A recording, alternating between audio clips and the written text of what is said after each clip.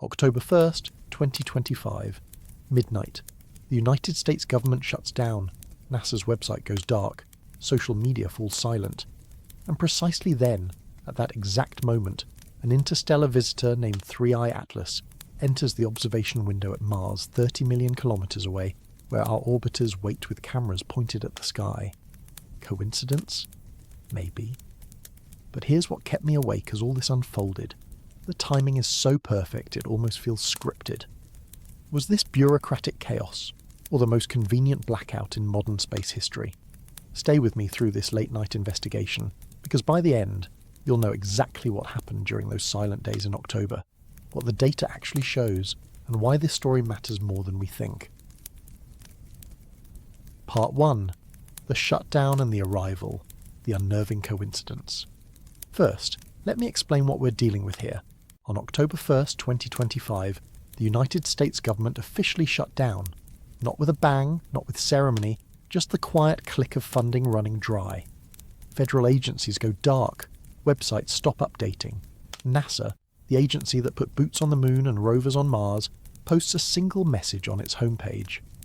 NASA is currently closed due to a lapse in government funding. For the average person scrolling the news, this is Tuesday in Washington. Budget theatre, political gridlock, nothing new. But here's the thing that should make you sit up in your chair. At almost the exact moment that NASA's public face goes silent, we enter the optimal observing window for the third confirmed interstellar visitor ever detected in human history. An object designated 3I Atlas, also catalogued as C/2025N1, begins its closest approach to Mars. The timing is so precise it feels scripted. Let me explain what we're dealing with here. 3I Atlas isn't from our neighbourhood. It's not a rock that's been circling the Sun since the solar system's formation. This object came from somewhere else, from the space between stars, travelling on what astronomers call a hyperbolic trajectory. That's the mathematical way of saying it's not gravitationally bound to our Sun. It's passing through, a cosmic traveller that will visit us once and never return. We've only confirmed 2 others like it before. The first was ʻOumuamua in 2017, that cigar-shaped enigma that sparked 1,000 debates about whether we'd just witnessed our first brush with alien technology.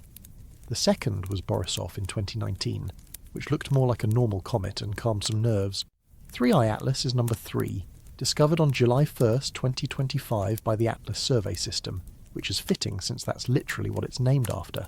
Now, the European Space Agency had scheduled something special. They'd planned an observing campaign for October 1st through 7th using their Mars-orbiting spacecraft, Mars Express and ExoMars Trace Gas Orbiter. The geometry was perfect. On October 3rd, the comet would pass within roughly 30 million kilometres of Mars. That might sound like a lot, and it is by everyday standards, but in astronomical terms it's practically a handshake. Mars would be closer to this interstellar visitor than Earth would be for months.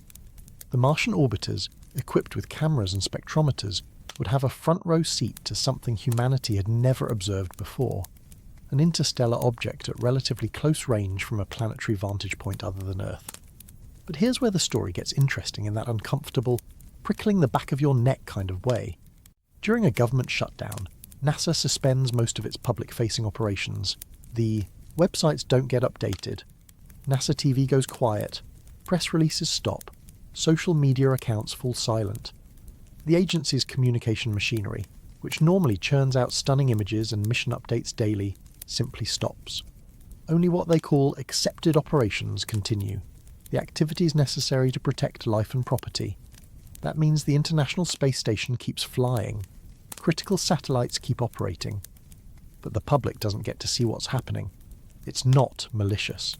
It's policy, codified in appropriations law. But the effect is the same. The lights go out just as something extraordinary happens in our cosmic backyard. So why did audiences hear less than they expected during this window? Part of it is straightforward. NASA's shutdown meant fewer eyes watching the data streams, fewer hands writing press releases, fewer people authorized to update the public. But there's another factor. From Earth, 3I Atlas was difficult to observe during this period. Its position in the sky meant low elongation, meaning it appeared close to the Sun from our perspective. Try looking at something faint when it's nearly in line with a blinding spotlight. Ground-based telescopes struggled. The Martian orbiters were genuinely our best shot at getting good data during those critical days. Our only eyes, in a sense. And those eyes belonged to agencies operating under very different circumstances. ESA continued as normal. NASA went quiet. Now, it's worth noting that Hubble had already imaged the comet back in July, providing constraints on the nucleus size but not nailing down a precise measurement. That's important for what comes later, because without knowing exactly how big and bright the nucleus is, we can't pin down its mass. And without mass, we're guessing about composition. Is it ice and rock like a normal comet? Is it something denser? The uncertainty leaves room for speculation, and speculation, as you'll see, is exactly what filled the vacuum during that quiet October week. Let me give you the timeline clearly so you can see the synchronicity. July 1st, 2025. Discovery. The comet is spotted, its path calculated, and astronomers realise what they have. October 1st through 7th. Mars window. The optimal days for close observation from Martian orbit. October the 29th through 30th. Perihelion, the comet's closest approach to the Sun. Late November through December. Reappearance to Earth-based observers after solar conjunction. During the Mars window, when the interstellar visitor is at its most accessible to our robotic explorers, NASA's public voice is silenced by bureaucratic circumstance. Online, rumours started almost immediately. Claims of missing images, telemetry gaps, frames that were posted and then pulled, redacted data files, unscheduled spacecraft manoeuvres. Most of it was noise, the kind of speculation that flourishes in information vacuums, but some of it was harder to dismiss. Were there actual gaps in the data, or just gaps in communication? That's the question I'm going to help you answer. We're going to separate what we can verify from what we merely suspect. We're going to look at the paper trail, the spacecraft logs, the orbital mechanics. We're going to test whether the silence was coincidence or something else. Because here's the thing, if you wanted to observe something in space without the public watching, a government shutdown provides the perfect cover. Not because of conspiracy, but because of policy. The mechanisms already exist to keep things quiet during a lapse in appropriations. The question isn't whether those mechanisms were used. They were. That's the law. The question is what was happening while those mechanisms were in place, and whether what happened matches what we're being told. So was this an unnerving coincidence, or was it a perfectly timed curtain falling over something we weren't meant to see clearly? Let's find out who was actually watching from Mars, and why it felt so disturbingly quiet during the days that mattered most. Part 2, the planetary observers and their silence. Let's talk about who was actually at Mars when 3i Atlas made its closest approach, because if you're going to understand why the silence felt so strange, you need to know who had the capability to observe and what they said they were doing. The roster of spacecraft orbiting Mars during October 2025 reads like a fleet. On the European side, you have Mars Express, which has been circling the red planet since 2003, carrying its high-resolution stereo camera. Then there's the ExoMars Trace Gas Orbiter, a more recent arrival with its colour and stereo surface imaging system and its Nomad spectrometer suite. On the American side, NASA operates the Mars Reconnaissance Orbiter with its phenomenal high-rise camera, arguably the most powerful telescope ever sent to another planet. There's MAVEN, the Mars Atmosphere and Volatile Evolution mission, designed to study the Martian upper atmosphere but equipped with instruments sensitive to solar wind and plasma. And on the surface, you have Perseverance and Curiosity, the rovers, which aren't designed to look at comets, but could theoretically capture wide-angle sky frames or photometric data if commanded to do so.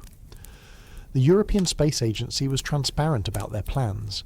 They publicly announced an observing campaign for October 1st through 7th, timed to coincide with the comet's closest approach of roughly 30 million kilometres on October 3rd. Their stated goals were to capture shape hints from the coma, measure activity levels, and possibly obtain spectra that could tell us about the comet's composition. This wasn't secret. ESA mission scientists gave interviews to space.com.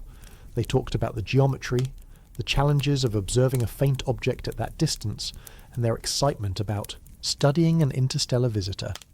This is normal mission operations, the kind of public engagement you expect from a space agency doing science. NASA's position during the shutdown was different, but not sinister. The agency's continuity plan, which is public record, states clearly that space satellite operations continue during a lapse in appropriations when necessary to protect property and life. That's the legal language. What it means in practice is that the Mars orbiters keep flying. Flight controllers keep monitoring spacecraft health. If an orbiter needs a thruster burn to avoid debris or adjust its trajectory, that happens. But public communications pause. The websites stop updating. The press office sends everyone home. So the operational picture is this. NASA's Mars assets could operate during the shutdown. They likely did operate, at least at a minimal level. What didn't happen was public reporting about what they were doing. Now let's distinguish between confirmed plans and speculation. ESA's observing campaign is confirmed. They said they were doing it, they explained their goals, and their statements can be found in archived interviews and press releases. What about NASA's spacecraft? There were no official NASA announcements about MRO or HiRISE targeting the comet during the Mars window. That doesn't mean they didn't try. It means we don't have confirmation. In the weeks leading up to October, some planetary scientists, including Avi Loeb, publicly expressed expectations that HiRISE would be tasked to observe 3I Atlas.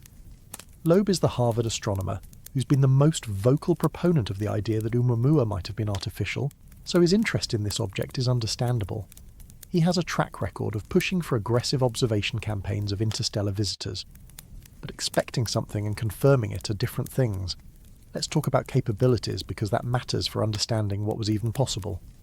HiRISE, which stands for High Resolution Imaging Science Experiment, is an incredibly powerful camera by spacecraft standards.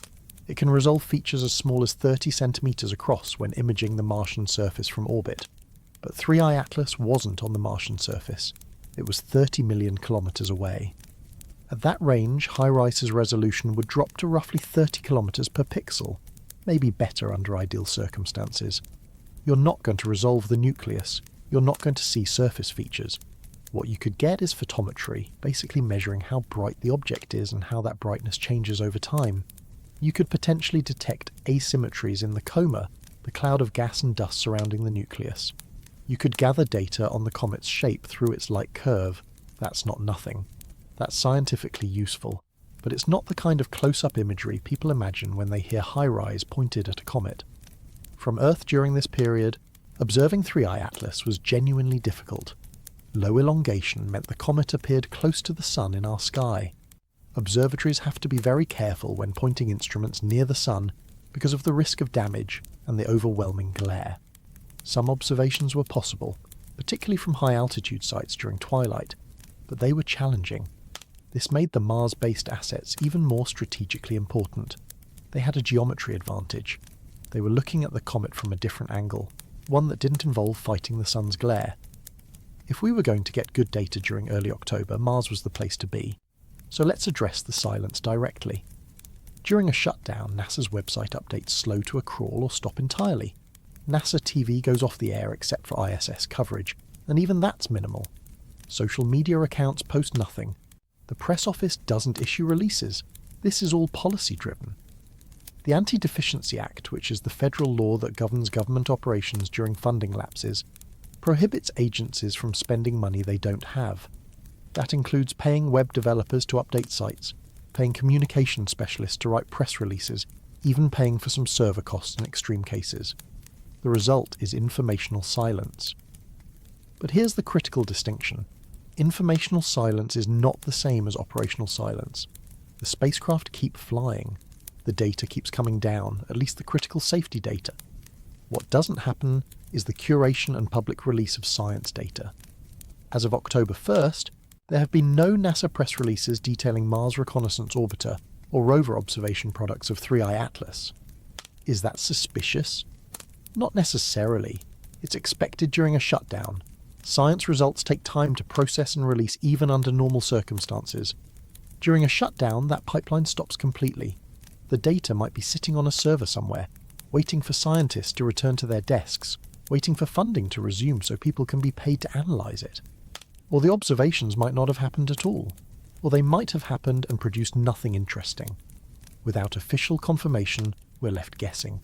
What we can say with confidence is this. ESA openly stated they were attempting to observe the comet during the Mars window. NASA's assets were capable of observing, and safety-level operations continued during the shutdown. But public communications from NASA were paused by policy. This creates a divergence in the narrative. From Europe, we heard about plans and intentions. From America, we heard nothing.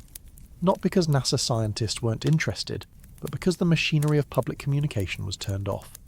That silence, combined with the extraordinary nature of the event, an interstellar visitor at Mars during a rare government shutdown, created the perfect conditions for speculation to flourish. And flourish it did, in ways that we're about to explore, because when official channels go quiet, unofficial ones get loud. The question is whether that noise contains signal or just echoes of anxiety in an information vacuum. Did the silence conceal actual data gaps the public could see, or was it all just the normal frustration of losing access during a shutdown? That's what we're digging into next. Part 3: Data Gaps, Redactions, and the Dead Zone. Let me introduce you to what I'm calling the Dead Zone. October 1st through 7th, 2025. 7 days when the most interesting interstellar object in years was at its most accessible point to our Mars orbiters, and when NASA's public communications apparatus was effectively shut down. Not offline, not censored, but administratively paused due to a lapse in federal funding. This is the zone where fact and speculation blur together, where the absence of information becomes information itself, and where pattern-seeking human minds start connecting dots that may or may not form a picture. Let's establish what counts as a real gap versus what counts as normal shutdown behaviour. During a government shutdown, NASA's web presence is supposed to go minimal. The main nasa.gov site might display only a closure notice. Mission-specific pages stop updating. The raw image browsers that usually populate with fresh data from Mars orbiters and rovers go static. The latest news feeds freeze. Social media accounts go silent. This is all documented in NASA's Continuity of Appropriations Plan, which is publicly available. The plan explicitly states that citizens won't have access to many web services during a lapse. It's not subtle about this. So if you were watching NASA's websites during the first week of October and noticed they weren't updating, that's not evidence of suppression. That's evidence of policy being followed exactly as written. But here's where it gets interesting. Not all space agencies shut down. The European Space Agency continued normal operations. Space.com, which is a private media outlet covering spaceflight, kept publishing stories. Amateur astronomy networks kept posting observations. Third-party satellite trackers continued updating orbital elements. So the dead zone wasn't universal. It was specifically a US government phenomenon, specifically NASA. This created an asymmetry in information flow. European sources were actively discussing 3i Atlas. American official sources were silent. That asymmetry looks like concealment even when it's just bureaucracy. Now let's talk about what would constitute an actual anomalous gap, something beyond normal shutdown protocol. Examples would include raw images that were scheduled to be posted based on pre-shutdown timelines but never appeared, telemetry data that showed up incomplete or with timestamps that didn't make sense, observation windows that were listed as planned in science schedules but produced no corresponding data products, spacecraft maneuvers that appeared in trajectory files but weren't explained in operations logs. These would be red flags, indicators that something beyond normal shutdown procedures was occurring. As of early October, when the shutdown was fresh and data pipelines were frozen, it was genuinely hard to tell the difference between policy-driven gaps and anomalous ones. Everything looked like a gap because nothing was being publicly released. I need to make something clear before we go further. There is no official evidence that 3i Atlas data from the Mars window was classified. Classification is a specific legal process. It requires authority, documentation, and justification under national security criteria. Nothing I've found suggests that classification orders were issued for scientific data about this comet. Speculation about classification is just that, speculation. It's important to state this clearly because once the idea of classified space data enters the conversation, it takes on a life of its own. People assume it must be hiding something dramatic, but the absence of evidence for classification is not itself evidence of transparency. It just means we're not dealing with formal secrets, we're dealing with informal silence. That said, the speculation was immediate and loud. YouTube channels dedicated to UAPs and anomalous phenomena latched onto 3i Atlas within days of the shutdown beginning. Reddit threads filled with claims. Some said raw image files from Mars Reconnaissance Orbiter were posted briefly and then pulled from archive servers.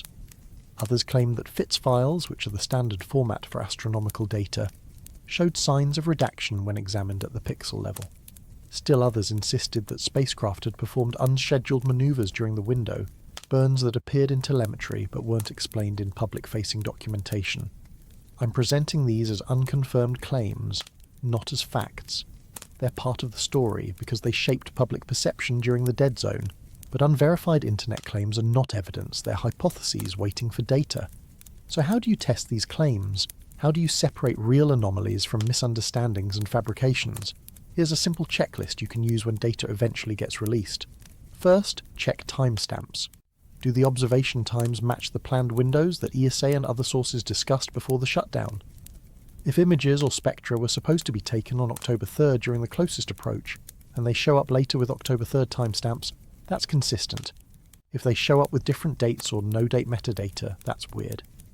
Second, look at instrument mode notes. Every observation has metadata that describes how the instrument was configured, what filters were used, what exposure times were set. If multiple observers use different instruments but report similar results, that's cross-validation. If one observer reports something radically different, that's a red flag worth investigating. Third, cross-calibrate with ESA's public products. When Mars Express and ExoMars data get released, they should tell a consistent story with any NASA data. The comet's brightness, position, and activity level should match across independent observers. If they don't, someone made a mistake, or someone's data is incomplete. One thing to remember is that even NASA's own continuity plan acknowledges the website can be taken down entirely or reduced to a static page during a lapse. This sets expectations. Don't expect real-time updates. Don't expect the usual cadence of image releases. Expect batch releases after funding returns. That's normal. What wouldn't be normal is if, months after the shutdown ends, we still have no Mars window data from NASA assets, despite clear opportunity and capability.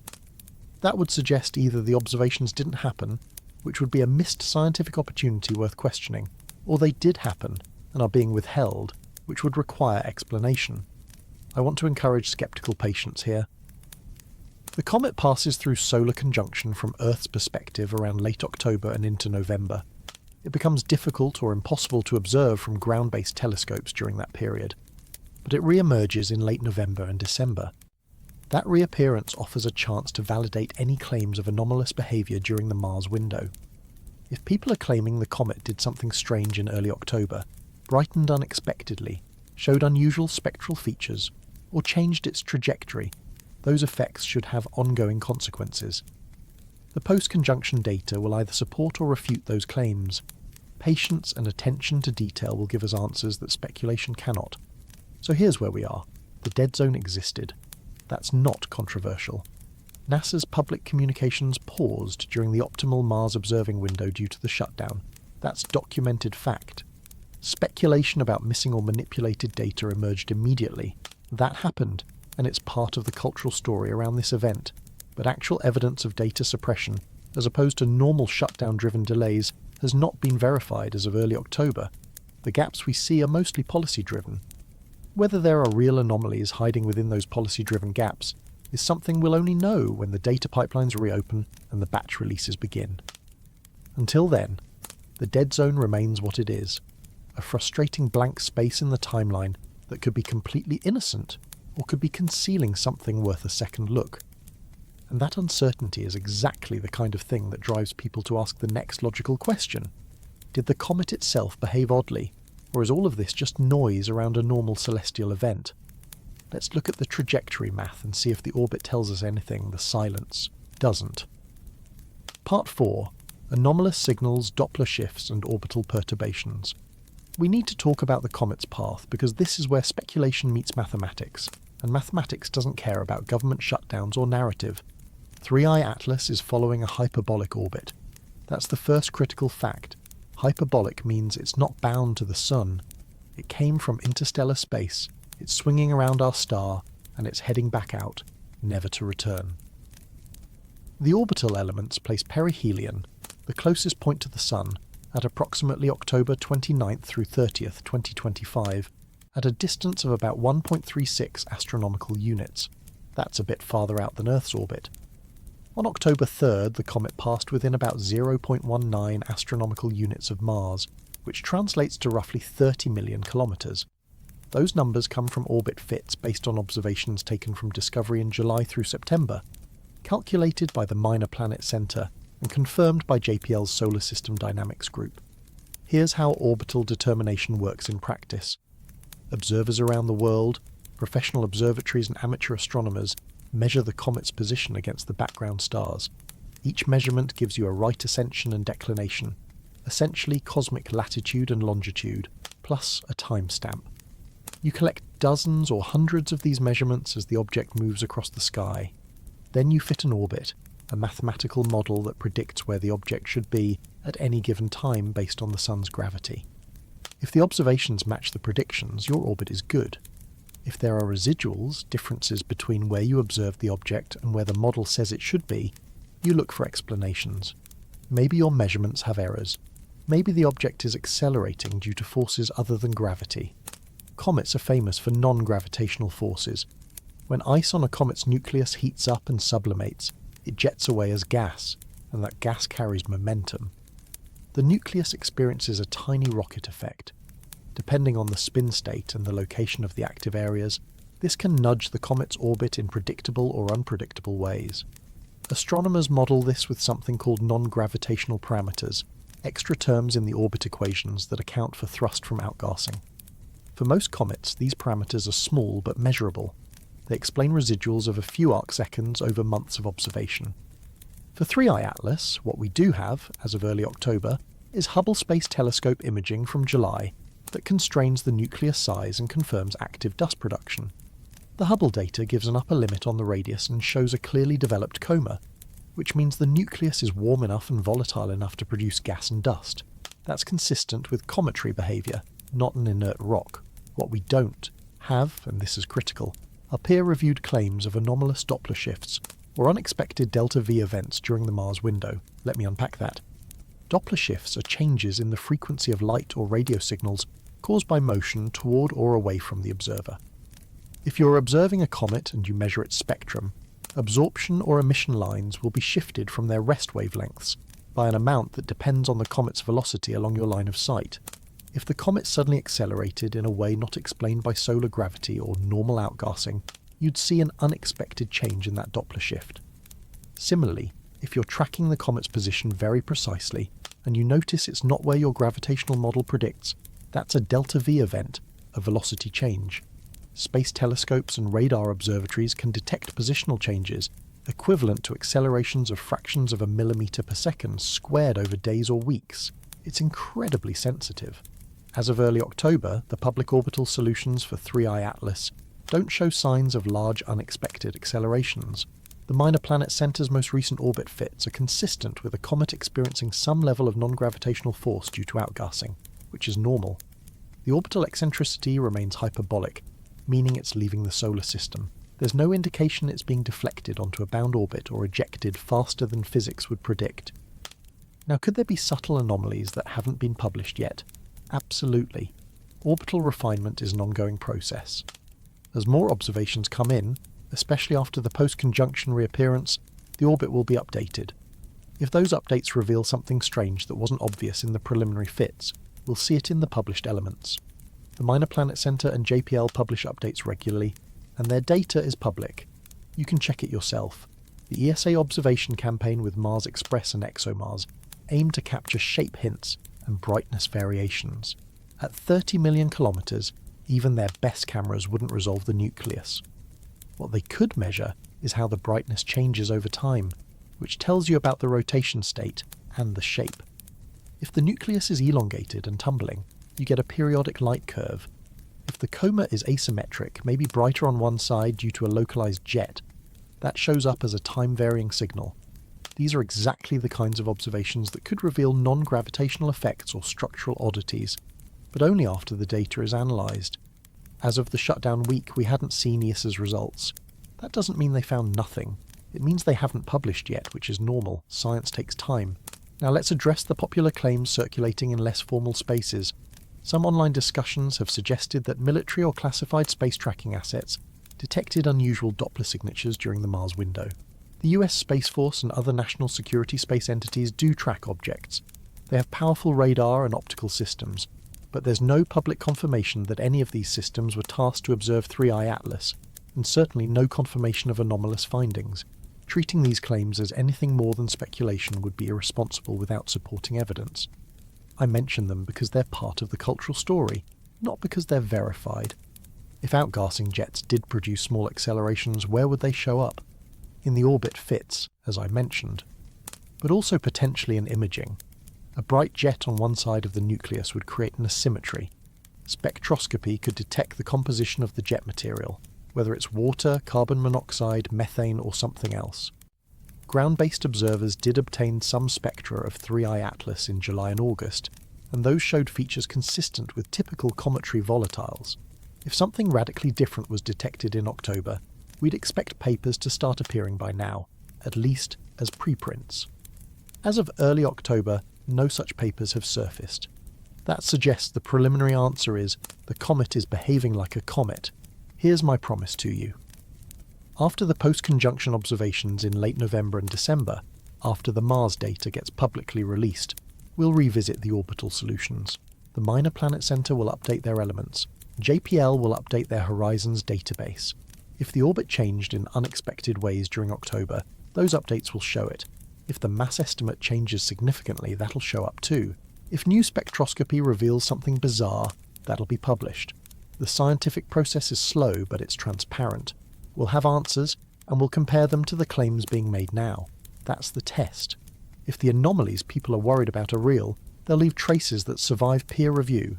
If they're not real, the updated data will be boring, in the best possible way. So, what's the conservative view right now? Available measurements through September fit a cometary interpretation with normal activity levels. The hyperbolic orbit is consistent with an interstellar origin, which is exciting enough on its own. Claims of strange dynamics, unexpected accelerations, or military detections of odd signals remain undemonstrated in public, peer-reviewed literature. That doesn't mean nothing interesting happened. It means we don't yet have the evidence to say something definitely did. And that brings us to the next layer of speculation, because if the dynamics aren't the curveball, maybe the composition is. Let's talk about the metal. Part 5, the metal mass debate and the implications. Here's where 3I Atlas starts to get really interesting or really confusing, depending on your tolerance for uncertainty. We don't know how much this thing weighs. Let me explain why. That's a problem. The Hubble observations from July constrain the size of the nucleus using a model of the coma's brightness and dust production rate. The analysis suggests a nucleus diameter somewhere between 0.32 and 5.6 kilometers. That's a huge range, over a factor of 17 in diameter, which translates to an even bigger range in volume and mass. Why such uncertainty? Because we can't directly resolve the nucleus. It's too small and too far away. What Hubble saw was the coma, the cloud of dust and gas, and from that scientists have to work backwards to estimate how big the solid body at the centre must be. That requires assumptions about how reflective the surface is, the albedo, and how efficiently it's producing dust. Different reasonable assumptions give you different sizes. The Hubble team also estimated mass loss rates, how much material the comet is shedding per second. Their model suggests somewhere between 6 and 60 kilograms per second during the July observations. Again, a wide range, depending on the dust grain size distribution and other factors. This is consistent with an active comet. Comets lose mass as they approach the Sun. That's what makes them visible, the escaping gas and dust reflecting sunlight and fluorescing. So the mainstream interpretation, based on what's been published in preprints, is that 3I Atlas is a comet. It has a nucleus made of some combination of ice and rock. It's outgassing. It's behaving like comets behave. Nothing about the Hubble data demands a different explanation. But then there are the speculative claims, and these are where things get spicy. Some analyses, published in less formal venues or discussed in media interviews, have suggested mass estimates for 3I Atlas in the tens of billions of tons. For context, that's much heavier than you'd expect for a typical comet nucleus of the estimated size. A comet nucleus with a diameter of a few kilometers and a density like ice and rock, say 500 to 1,000 kilograms per cubic meter, would mass in the range of billions of tons, not tens of billions. To get to tens of billions, you need either a much larger nucleus or a much denser one. If the nucleus is on the small end of the size estimate but still that massive, it would have to be very dense. And dense means metal. There have also been reports of nickel emission lines in the coma. Let me be clear about what this means and what it doesn't. Nickel is a metal, yes, but it's not unusual to find metals in cometary comae. Astronomers have detected iron, nickel, magnesium, sodium, and other metals in the gas surrounding comet nuclei. This happens because comets contain dust grains that include silicates and sometimes metal-bearing minerals. When the sun heats the nucleus and gas flows off, it carries tiny dust particles. Those particles get hit by sunlight, heat up, and can release metal atoms. The Very Large Telescope and other observatories have found nickel in solar system comets, including some that were studied intensively. So detecting nickel in 3I Atlas wouldn't, by itself, prove anything exotic. However, if the nickel lines were unusually strong, or if the abundance ratios were off compared to typical cometary chemistry, that would be interesting. It might suggest the object formed in a different chemical environment, perhaps around a different kind of star, or perhaps it's a fragment of something that underwent differentiation. Differentiation is the process where a planetary body melts, and the heavy metals sink to the core. If a planet or large asteroid formed, differentiated, and then was shattered by a collision, you could get chunks of nearly pure metal floating around. There are metallic meteorites in our own solar system, pieces of the cores of shattered planetesimals. Could 3I Atlas be an interstellar version of that? It's not impossible, but it's highly speculative without detailed spectroscopy confirming an unusual composition. Let's think through the possibilities if 3I Atlas were genuinely metal-rich. What origins would fit? One option is a fragment from a disrupted exoplanet or large asteroid, something that formed around another star, differentiated, and was blasted apart, with this piece wandering into interstellar space. Another option is a fragment from a stellar collision or supernova remnant, though that seems less likely because such environments are violent and would probably vaporize or heavily process anything solid. A third, and this is where things get wild, is that it's engineered. A probe, a derelict spacecraft, a piece of megastructure. I want to be very clear. There is no consensus in the scientific community that supports a technological origin. None.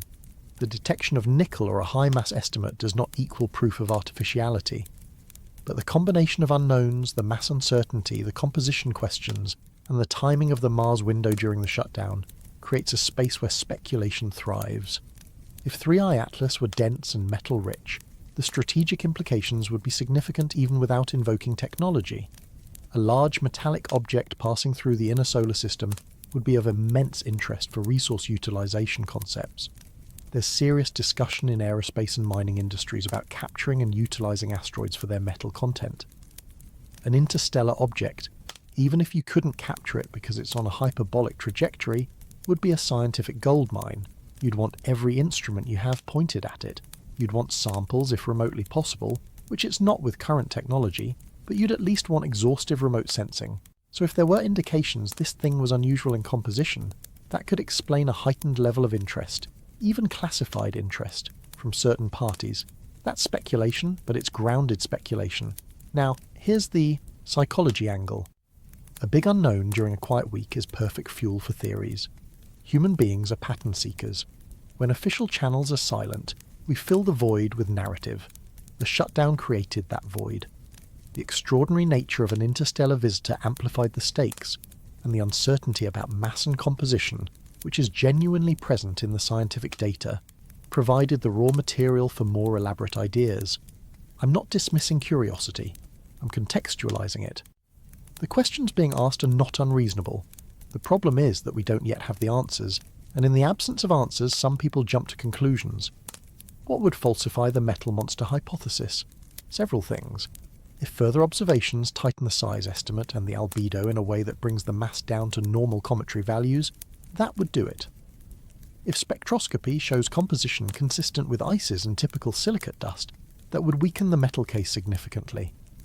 If the non-gravitational acceleration parameters, once refined, match what you'd expect from water or carbon monoxide outgassing. That supports a normal comet interpretation. If the light curve shows variation consistent with an irregular, fluffy, low-density body, rather than a compact, dense one that also points away from metal, these are all testable. We just need the data. The important thing to remember is that absence of evidence is not evidence of anything except our current ignorance. We don't have definitive proof. 3I Atlas is a normal comet. We also don't have definitive proof it's anything else. The Hubble data are consistent with a comet but don't rule out other possibilities within the uncertainty ranges. The trajectory is consistent with a comet experiencing mild outgassing, but doesn't rule out a denser object with weaker activity. We're in a frustrating middle ground, scientifically speaking, and that middle ground, combined with the communication dead zone during the Mars window, is why this story has legs. If 3I Atlas were truly unusual in mass or composition, what would it mean for our understanding of interstellar objects? It would suggest that the population of things drifting between stars is more diverse than we thought. Not just icy comets and rocky asteroids, but potentially fragments of catastrophically destroyed worlds, core material, maybe even processed or manufactured items. That would be huge.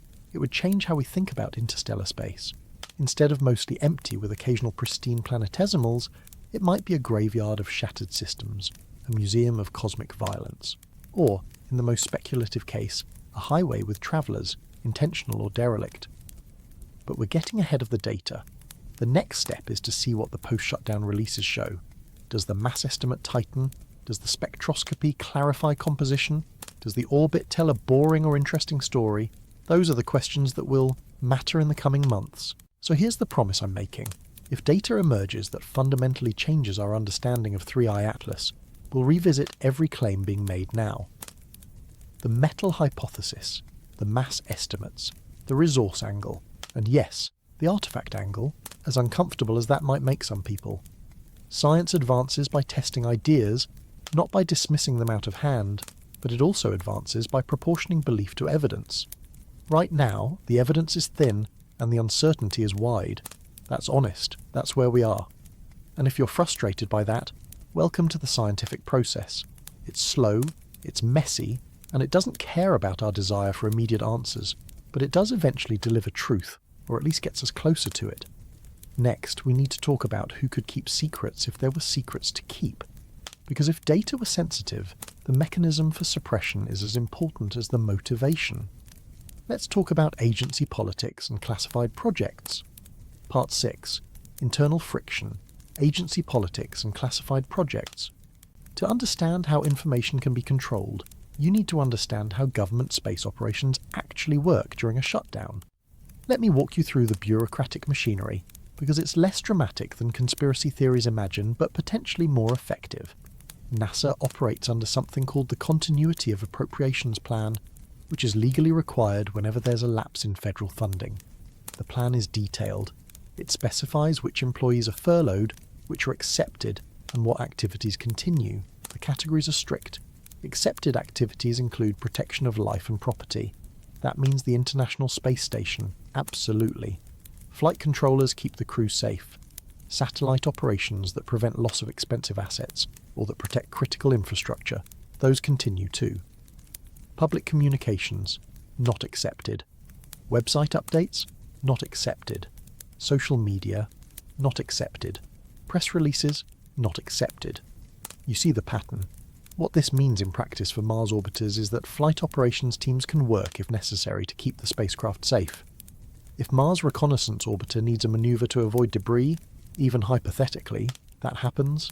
If there's a thermal issue or a communications problem, the team addresses it. But science planning, the meetings where researchers decide where to point cameras and when, those can slow down or stop because that's not life and property. Public data releases, those definitely stop because web administrators and public affairs specialists are furloughed. So you end up with a situation where spacecraft can operate, data can be collected, but the normal flow of information to the public is dammed up. It's not a conspiracy, it's administrative procedure. But the effect is the same: silence. Now let's talk about the civil-military interface, because this is where things get murkier. The Department of Defense, National Reconnaissance Office, and Air Force Research Laboratory maintain constant space domain awareness. They track everything in orbit and many things beyond. They have optical telescopes, both ground-based and space-based, that are arguably more powerful than anything NASA operates for science. They have radar systems that can track objects millions of kilometers away, and they don't publish their observations. That's not sinister, it's their mission. They're protecting national security space assets, monitoring potential threats, and maintaining situational awareness. If 3i Atlas passed through a volume of space they're monitoring, which it almost certainly did, they would have tracked it. They might have collected optical imagery, radar profiles, maybe even spectroscopy depending on the asset. Would they share that data publicly? Almost never. Would they share it with NASA scientists? Maybe. Through back channels, if there were a scientific or safety reason. But it wouldn't be announced. The framework for interagency data sharing exists. NASA and the Department of Defense collaborate regularly on space situational awareness. Orbital elements for satellites and debris are shared.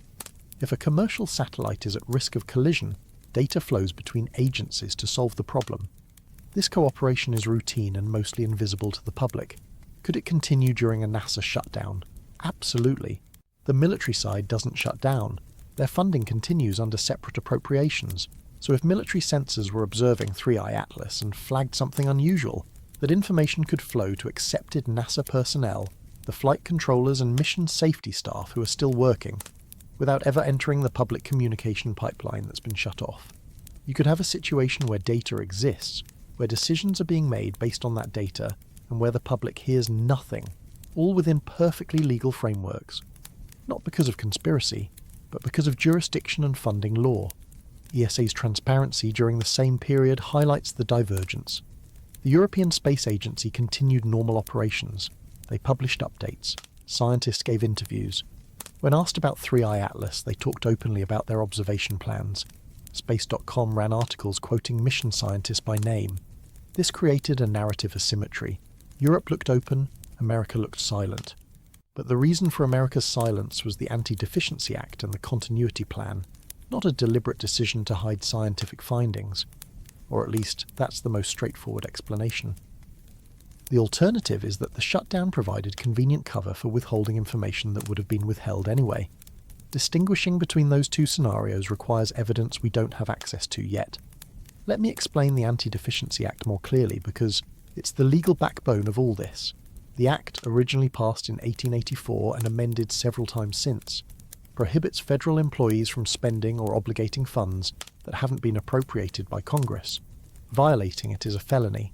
During a funding lapse, agencies have to determine which activities fall under exceptions, primarily life and property protection.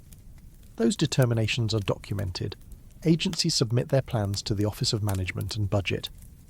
Employees who work during a lapse on accepted activities get paid retroactively when funding returns.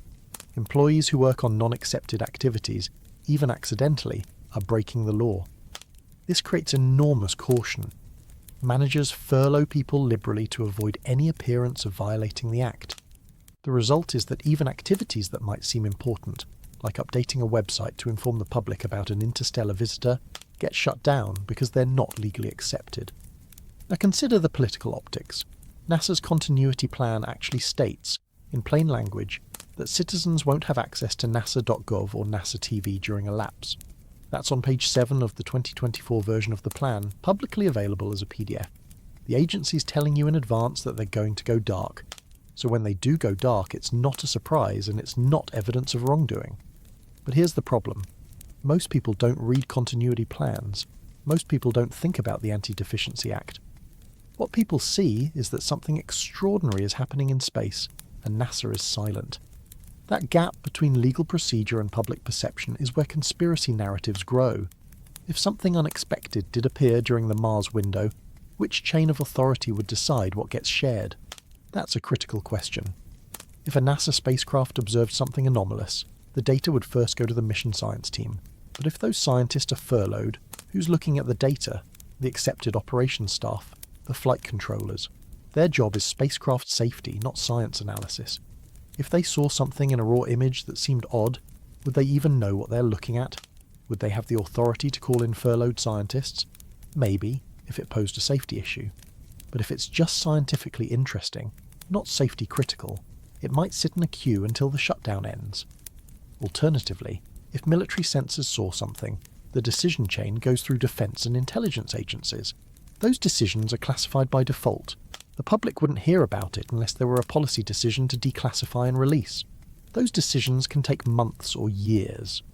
The ESA observation campaign, which was publicly announced and openly discussed, gives us a baseline. Space.com published articles on September 28th and October 1st, interviewing scientists about the planned observations. That's transparent. If NASA had similar plans, we didn't hear about them. But again, that could be purely because the public affairs infrastructure was shut down. Scientists might have wanted to talk. The administration might have planned observations. But without public affairs staff to facilitate interviews or write press releases, it doesn't happen. Not can't happen for legal reasons, just doesn't happen because the mechanism is offline. So what's the bottom line on internal friction and agency politics? NASA operates under strict legal constraints during shutdowns that silence public communications even when operations continue. The civil-military interface allows for data sharing that the public never sees. ESA's openness created a contrast that made NASA's silence look more suspicious than it might be. And if something genuinely unusual appeared, the decision-making chain for what to release would involve multiple agencies, potentially including classified entities, complicating and slowing any public disclosure. None of this proves anything was hidden, but all of it explains how something could be hidden, even unintentionally, within the normal functioning of bureaucracy. And that possibility, that things could be hidden not by evil intent but by procedure, is almost more unsettling than a conspiracy. Because you can fight a conspiracy, but fighting a bureaucracy is like punching fog. Meanwhile, there's another question we haven't addressed. Who else was watching quietly, with capabilities we don't usually hear about? Let's talk about alternate observers and black budget eyes. Part 7. Alternate observers and black budget eyes. NASA and ESA aren't the only players with eyes on the sky, and it's important to map the full roster of potential observers because each one adds a thread to this story. Let's start with the ones we know about publicly. ESA's Mars Express and ExoMars Trace Gas Orbiter were actively tasked, as we've discussed. But ESA also operates JUICE, the Jupiter Icy Moons Explorer, which launched in April 2023 and is currently in the inner solar system on its way to gravity assists.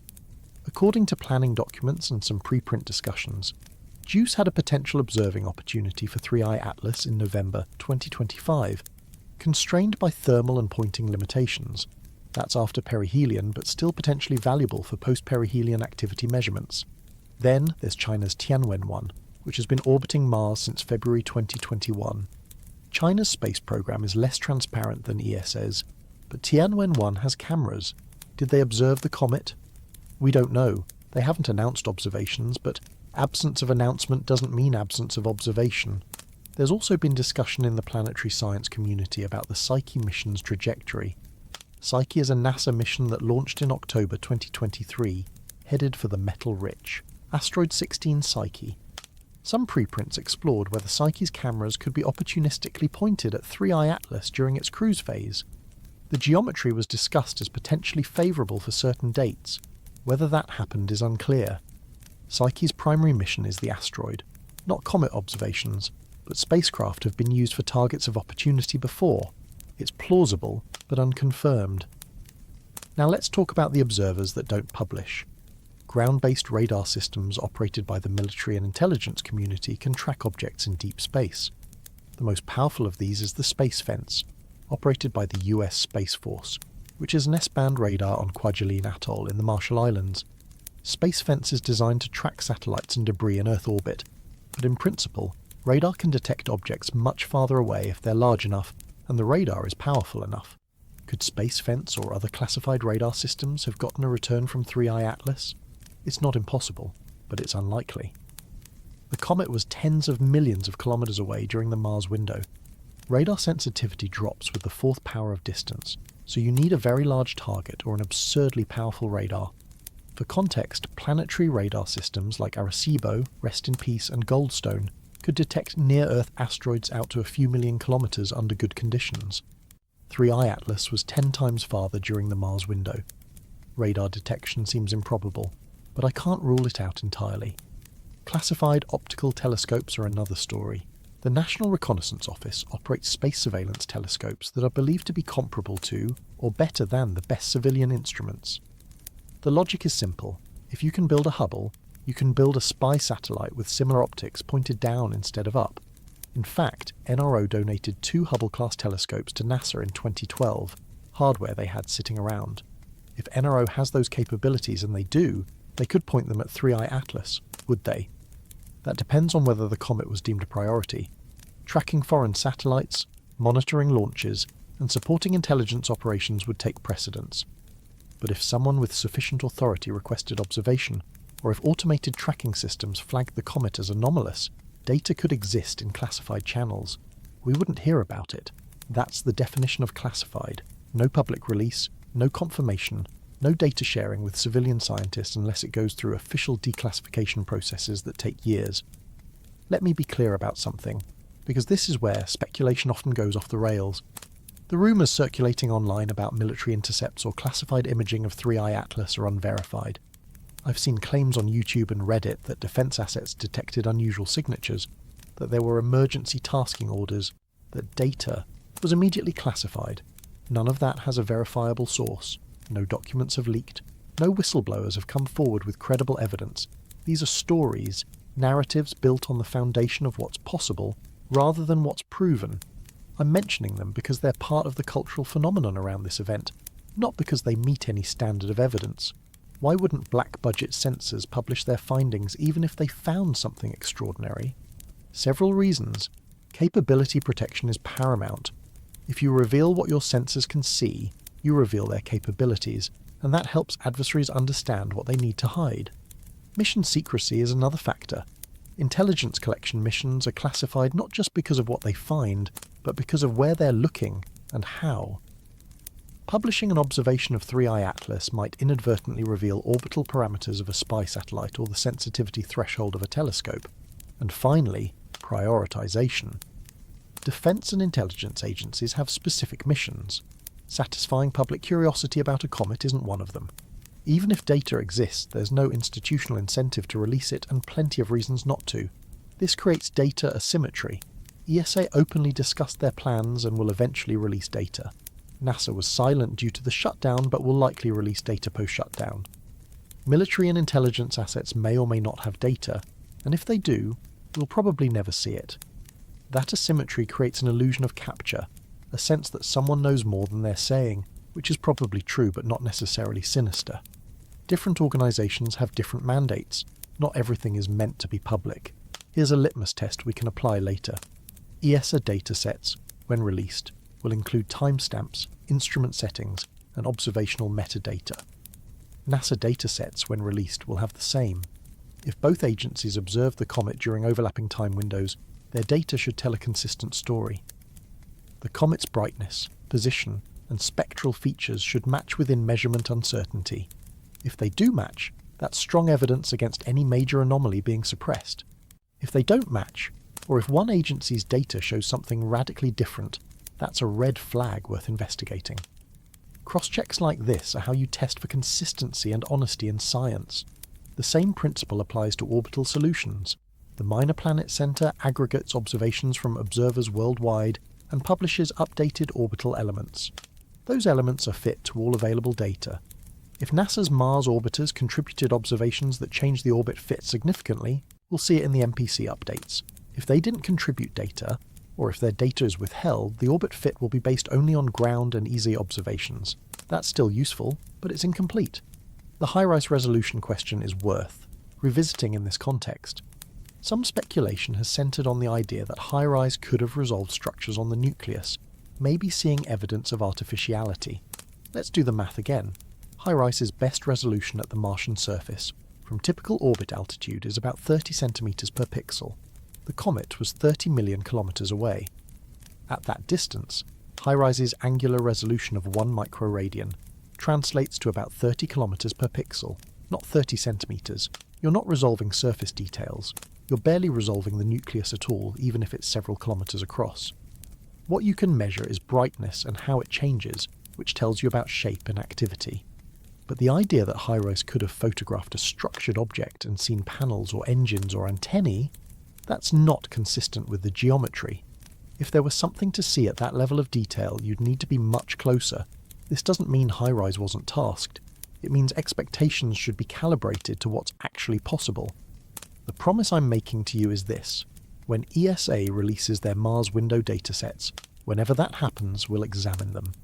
When NASA releases whatever they collected, if they collected anything, we'll compare. If the Minor Planet Center updates orbital elements after incorporating October observations, we'll look at whether the fit changed significantly. These are the checkpoints that will expose gross anomalies regardless of who observed what. Science is self-correcting in the long run because independent observers eventually force consistency. Contradictions become obvious. So even if classified assets saw something, and even if that data stays classified, the public record should eventually converge on a coherent picture. If it doesn't converge, that's when the questions get serious. Until then, we track what's trackable, we note the gaps, and we wait. But let's entertain a different angle for a moment. What could the Mars proximity itself have revealed or changed? Were there hidden opportunities or effects during that close passage that we should be thinking about? Let's explore the Mars proximity effect. Part 8. The Mars proximity effect. Hidden opportunities and adjustments. When an interstellar object passes within 30 million kilometers of a planet, things can happen. Not dramatic things like capture or collision at that distance, but subtle interactions that might be scientifically revealing or, in more speculative scenarios, strategically interesting. Let's start with the straightforward physics. Mars has gravity. At 30 million kilometers, the gravitational influence is tiny, but it exists. You can calculate the tidal effects and orbital perturbations. For an object the estimated size and mass of 3I Atlas, the effect of Mars's gravity at closest approach would be measurable in principle, a slight deflection, but small. Astrometry. Precise position measurements could potentially detect it. This is actually useful because if you measure the deflection and know Mars' mass, you can constrain the comet's trajectory more precisely. It's a natural experiment in orbital mechanics. Then there's the space environment around Mars. The planet has a weak magnetic field, remnants of an ancient dynamo, and a thin atmosphere that extends in a diffuse exosphere far above the surface. Mars also sits in the solar wind, the stream of charged particles flowing from the Sun. When the solar wind hits Mars, it interacts with the upper atmosphere and the weak magnetic fields, creating a bow shock and a magnetotail. If 3I Atlas passed through or near these structures, which it didn't at 30 million kilometers, but let's consider the principle, you could see interactions between the comet's coma and the Martian space environment. The coma is full of ions, charged particles. In a strong enough field or plasma environment, those ions would be deflected, maybe producing a visible tail distortion or a brightening from increased excitation. ESA's instrument goals reflect awareness of these possibilities. Mars Express carries HRSC, the high-resolution stereo camera, which can take wide-angle images useful for detecting shape or brightness variations. ExoMars TGO has CASIS, the colour and stereo surface imaging system, and NOMAD, the nadir and occultation for Mars discovery spectrometer. NOMAD can measure atmospheric composition and, with careful pointing, could attempt spectroscopy of the comet's coma. What would they be looking for?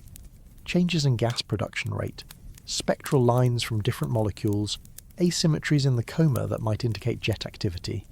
At 30 million kilometers, the resolution isn't fine, but you can still characterize the overall behavior. What you can't see are fine details. You can't see thrusters if it were a spacecraft. You can't resolve surface structures if the nucleus is small. The best you can do is brightness versus time, color in different filters, and maybe coarse spectroscopy. If the comet experienced an outburst, a sudden increase in activity, that would show up as a brightness spike.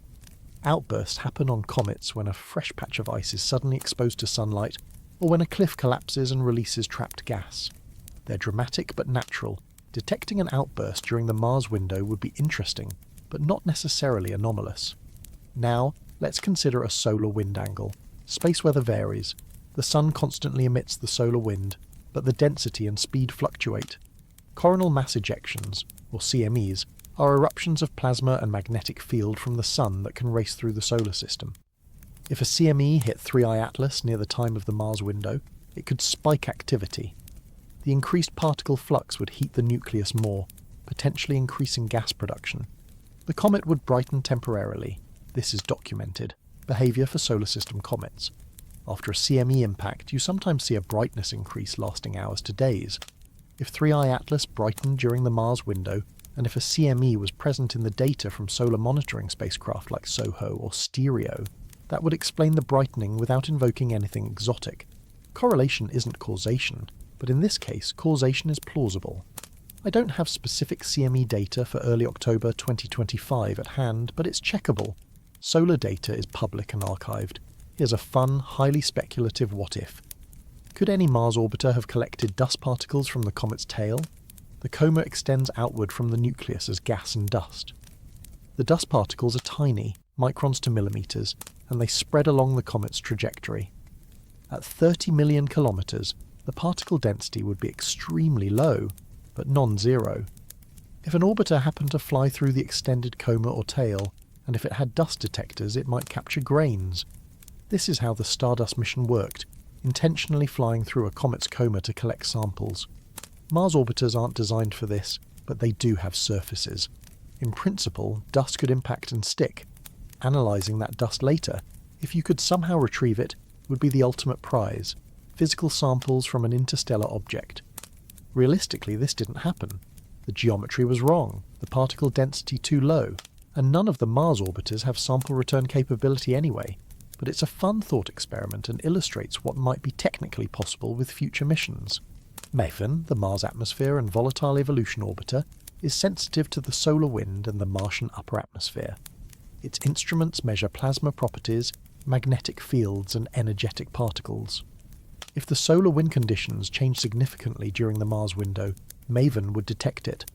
If there were an indirect effect from the comet's presence, say the coma-releasing ions that propagated through interplanetary space and somehow perturbed Mars's space environment, MAVEN might see that. This is extremely speculative and probably physically negligible given the distances, but MAVEN data could provide context for space weather during the relevant time period. If scientists later correlate MAVEN measurements with comet activity, that could make for interesting papers about large-scale solar system interactions. The current best-fit expectation from the scientific community is that nothing dramatic happened. Comets near Mars aren't unusual in principle, though interstellar ones are rare. The physics doesn't predict any wild interactions at 30 million kilometers. What we expect is that the comet continued on its trajectory, outgassing normally, and the Mars orbiters collected photometry and maybe spectroscopy. The data, when released, should show a comet being a comet. If it shows something else, that's when things get interesting. But jumping to anomalies before seeing the data is premature. Here's a caution against overfitting. Humans are pattern recognition machines. If you see a small wiggle in a light curve, it's tempting to interpret it as significant. Maybe the comet rotated and brought a brighter patch into view. Maybe there was a micro outburst. Maybe the measurement had noise. A wiggle isn't evidence of spacecraft maneuvering. It's just a wiggle until you understand it. This is why peer review matters. Scientists look for alternative explanations before claiming discovery. The public, understandably, is less patient. When speculation fills the void, every wiggle becomes a signal. My promise, again, is to revisit this with post-conjunction analyses. If NASA or ESA scientists publish papers about the Mars window observations, we'll read them. If there were brightness changes, spectral features, or anything else noteworthy, it'll be in the literature. If the comet was boring, we'll know that too. And boring in this context is actually kind of reassuring. It means the universe is behaving as expected. Which brings us to an uncomfortable question. If there were secrets, how exactly do you hide a space mystery from a global scientific community and a public that's increasingly skeptical of official narratives? Let's talk about silencing mechanisms. Part 9. The silencing mechanism. How do you hide a space mystery? If you wanted to hide a discovery about 3I Atlas, how would you actually do it? Not in a movie, where shadowy figures pull fire alarms and confiscate hard drives, but in reality, where bureaucracy is the weapon and plausible deniability is the shield. Let's walk through the mechanisms that produce silence, both the legal ones and the more troubling hypotheticals. Start with shutdown rules, because they're real and they're effective. We've covered this, but it's worth reiterating. During a government shutdown, NASA's public affairs infrastructure stops. Websites don't update, not because someone's ordered them not to, but because the people who update them are furloughed and legally prohibited from working. Press releases don't go out because public affairs specialists aren't there to write them. Social media goes quiet because the accounts are unmonitored. This is procedural silence, not intentional suppression. But the effect is the same. The public hears nothing. And here's the key. This silence is predictable and legal. NASA's continuity plan says it will happen. So if you were someone who wanted certain information to remain quiet, a shutdown is incredibly convenient. You don't have to order silence. You just let procedure take its course. Now let's distinguish between embargo and classification, because these are different and often confused. An embargo in science is when researchers agree to withhold findings until a certain date, usually to coordinate with a journal publication. This is standard practice. You don't want data leaking piecemeal before the peer-reviewed paper comes out, because it undermines the review process and can lead to misinterpretation. Embargoes are temporary and voluntary. Classification is a legal restriction. Classified information is protected by law from unauthorized disclosure.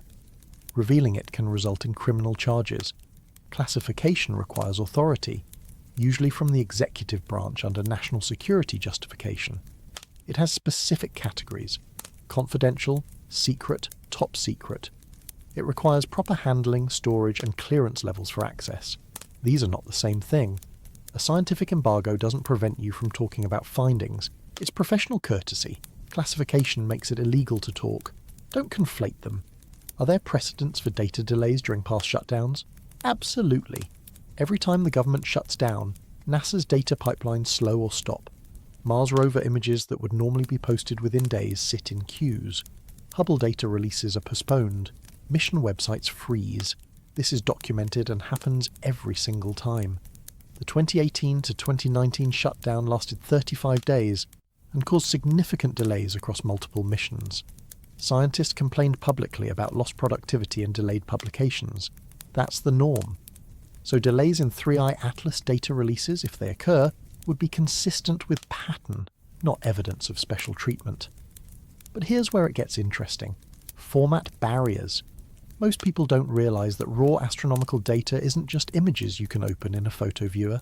It's in specialised formats like FITS, Flexible Image Transport System, which requires specific software to read. The files are huge and contain not just pixel values, but extensive metadata about instrument settings, calibration, timestamps, pointing coordinates. Analysing this data requires expertise.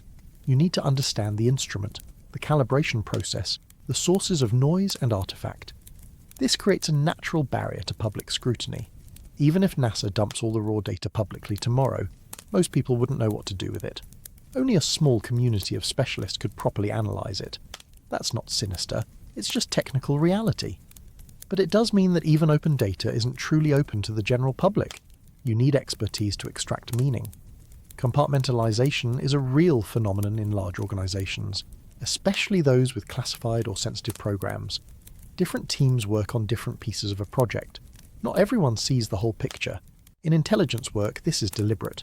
It limits damage if someone leaks or is compromised. In civilian science, it's more accidental, a consequence of specialization. The people operating the Mars orbiters aren't the same people doing orbital dynamics calculations, who aren't the same people doing spectroscopic analysis. If something unusual showed up in one dataset, the person who first saw it might not even recognize its significance. They'd note it, maybe flag it for a specialist, but information flow between groups can be slow. During a shutdown, with people furloughed and communication disrupted, compartmentalization becomes even more pronounced. You could have a situation where data exists, someone saw something odd, but the person who could interpret it is furloughed, and the information doesn't propagate. Not conspiracy, just organizational friction. True whistleblower evidence would look different from speculation. It would be emails, memos, or logs. It would have names, dates, and specifics. It would be verifiable through cross-referencing or corroboration. As of early October 2025, no such evidence has surfaced publicly regarding 3i Atlas. No documents have been leaked to journalists. No former employees have come forward claiming suppression. That doesn't mean it didn't happen, but absence of leaks is notable. In the age of digital communication and widespread mistrust of government, secrets are hard to keep. They leak. We've seen this with classified programs, with Pentagon UFO documents, with intelligence failures. Leaks happen. If there were a smoking gun about 3i Atlas, I'd expect someone, somewhere, to have leaked it by now. The fact that hasn't happened suggests either there's nothing to leak, or the circle of people who know is incredibly small, or we're still in the early stages and leaks take time. Time will tell. Here's a skeptic's toolkit you can use when data starts coming out. First, check file integrity. FITS files have checksums. If someone modified a file after it was created, you can detect it. Second, examine timestamps. Observation time should match expected windows. If images are stamped at times when the comet wasn't visible from that spacecraft's position, something's wrong. Third, look at instrument housekeeping data. Every observation comes with metadata about the spacecraft's status, pointing direction, temperature, power levels. Anomalies in housekeeping can reveal whether an observation was routine or unusual. Fourth, cross-check with other missions. If ESA and NASA both observed the comet at overlapping times, their results should be consistent. Discrepancies demand explanation. This isn't paranoia, it's good science. You trust but verify. A global cover-up across ESA, NASA, and the Minor Planet Center would leave inconsistencies in orbital fits. Here's why. The orbit is determined by fitting a model to observations from multiple sites over time. If someone withheld observations or falsified them, the fit would be worse. Residuals would be larger. Other observers, amateurs included, have been tracking 3i Atlas. Their observations are independent and publicly contributed to the Minor Planet Center. If the official orbit didn't fit the amateur data, people would notice. The MPC publishes residuals. You can check how well the model fits each observation. A conspiracy would require coordination across multiple countries, agencies, and independent observers. That's implausible. Information wants to be free, as the saying goes, especially in science where reputations are built on openness and discovery. So let's reiterate the core message. Silence does not equal suppression, but the optics invite suspicion. When official channels are quiet during an extraordinary event, people assume the worst. That's human nature, and it's precisely that assumption, that narrative instinct, that gives this story its power. We want there to be a mystery. We want the shutdown to mean something more than budget politics. We want the comet to be unusual because ordinary is boring. I'm not immune to that desire. None of us are. But desire doesn't make truth. Evidence does. And right now, the evidence for active suppression of 3i Atlas data is thin to non-existent. What we have is procedural silence, technical barriers, and organizational friction, all of which are real but mundane. The question is whether mundane explanations are sufficient, or whether something more is hiding in the gaps. To answer that, let's stack up the competing hypotheses and see which ones hold up under scrutiny. Part 10. 6 competing hypotheses. Let's organize the chaos. I'm going to present 6 hypotheses that attempt to explain what happened or didn't happen during the Mars window in early October 2025. For each one, I'll lay out the core claim, the evidence that supports it, and critically, what would falsify it. Because a hypothesis that can't be disproven isn't science, it's just storytelling. Here we go. Hypothesis 1. Bureaucratic coincidence. The shutdown explains the communications gaps. NASA's Mars assets either didn't observe the comet, or they did, and the data is sitting in a queue waiting for post-shutdown processing. ESA ran their campaign as announced. The comet behaved like a comet. Everything will align when data is finally released. This is the null hypothesis, the boring explanation. It requires no special pleading, no conspiracy, no exotic physics. It's consistent with how government shutdowns work and how science normally proceeds. The supporting evidence is NASA's continuity plan, which explicitly says public communications pause during funding lapses. ESA's open discussion of their plans, the absence of any verified leaks or whistleblower claims. How do you falsify this? If ESA releases data and the Minor Planet Center updates orbital elements, and those updates contradict prior predictions in significant ways, that would be a red flag. If NASA's eventual data release shows the comet in locations or states inconsistent with ESA's observations during the same time windows, that's a problem. If amateur observers who track the comet independently report brightness, or position anomalies that don't appear in official datasets that suggest selective reporting. The key test is consistency. If all observers, public and private, tell the same story, hypothesis 1 wins. Hypothesis 2, massive metallic core. 3i Atlas has a nucleus on the large end of the size estimates with unusually high density, possibly metal-rich. This would put its mass at the higher end of speculative estimates, tens of billions of tons. Nickel emission lines in the coma are stronger than typical comets, suggesting the nucleus is enriched in metals compared to normal icy rocky compositions. This hypothesis is speculative but not impossible. Metal-rich asteroids exist in our own solar system. A fragment from a disrupted differentiated body around another star could plausibly wander into interstellar space. The supporting evidence, such as it is, comes from early reports and blog discussions, particularly those amplified by Avi Loeb and outlets like The Debrief, discussing unusual mass-to-size ratios and nickel detections. The problem is these aren't peer-reviewed findings. They're preliminary, often based on incomplete data or aggressive interpretations. How do you falsify this? Tighter constraints on nucleus size and albedo that bring mass estimates down to normal cometry ranges. Spectroscopy showing composition dominated by water ice, carbon monoxide, and typical silicate dust with metal abundances consistent with solar system comets. Non-gravitational acceleration parameters that match what you'd expect from volatile outgassing, not high-mass inert behaviour. If the comet's light curve shows rapid variation consistent with a fluffy, irregular, low-density body tumbling that argues against a dense metal core. The post-perihelion data will be critical here. If brightness and activity continue to match a normal comet through perihelion and beyond, the metal hypothesis loses steam. Hypothesis 3, engineered or technological artifact. This is the big one, the idea that 3i Atlas is not natural, that it's a probe, derelict, or piece of technology from another civilization. This would manifest as non-gravitational maneuvers that don't correlate with outgassing, structured light curves showing geometric rather than natural rotation, spectral signatures inconsistent with known cometry or asteroidal materials, or radio emissions that are coherent and narrowband rather than natural broadband noise. There is currently no verified evidence supporting this hypothesis. None.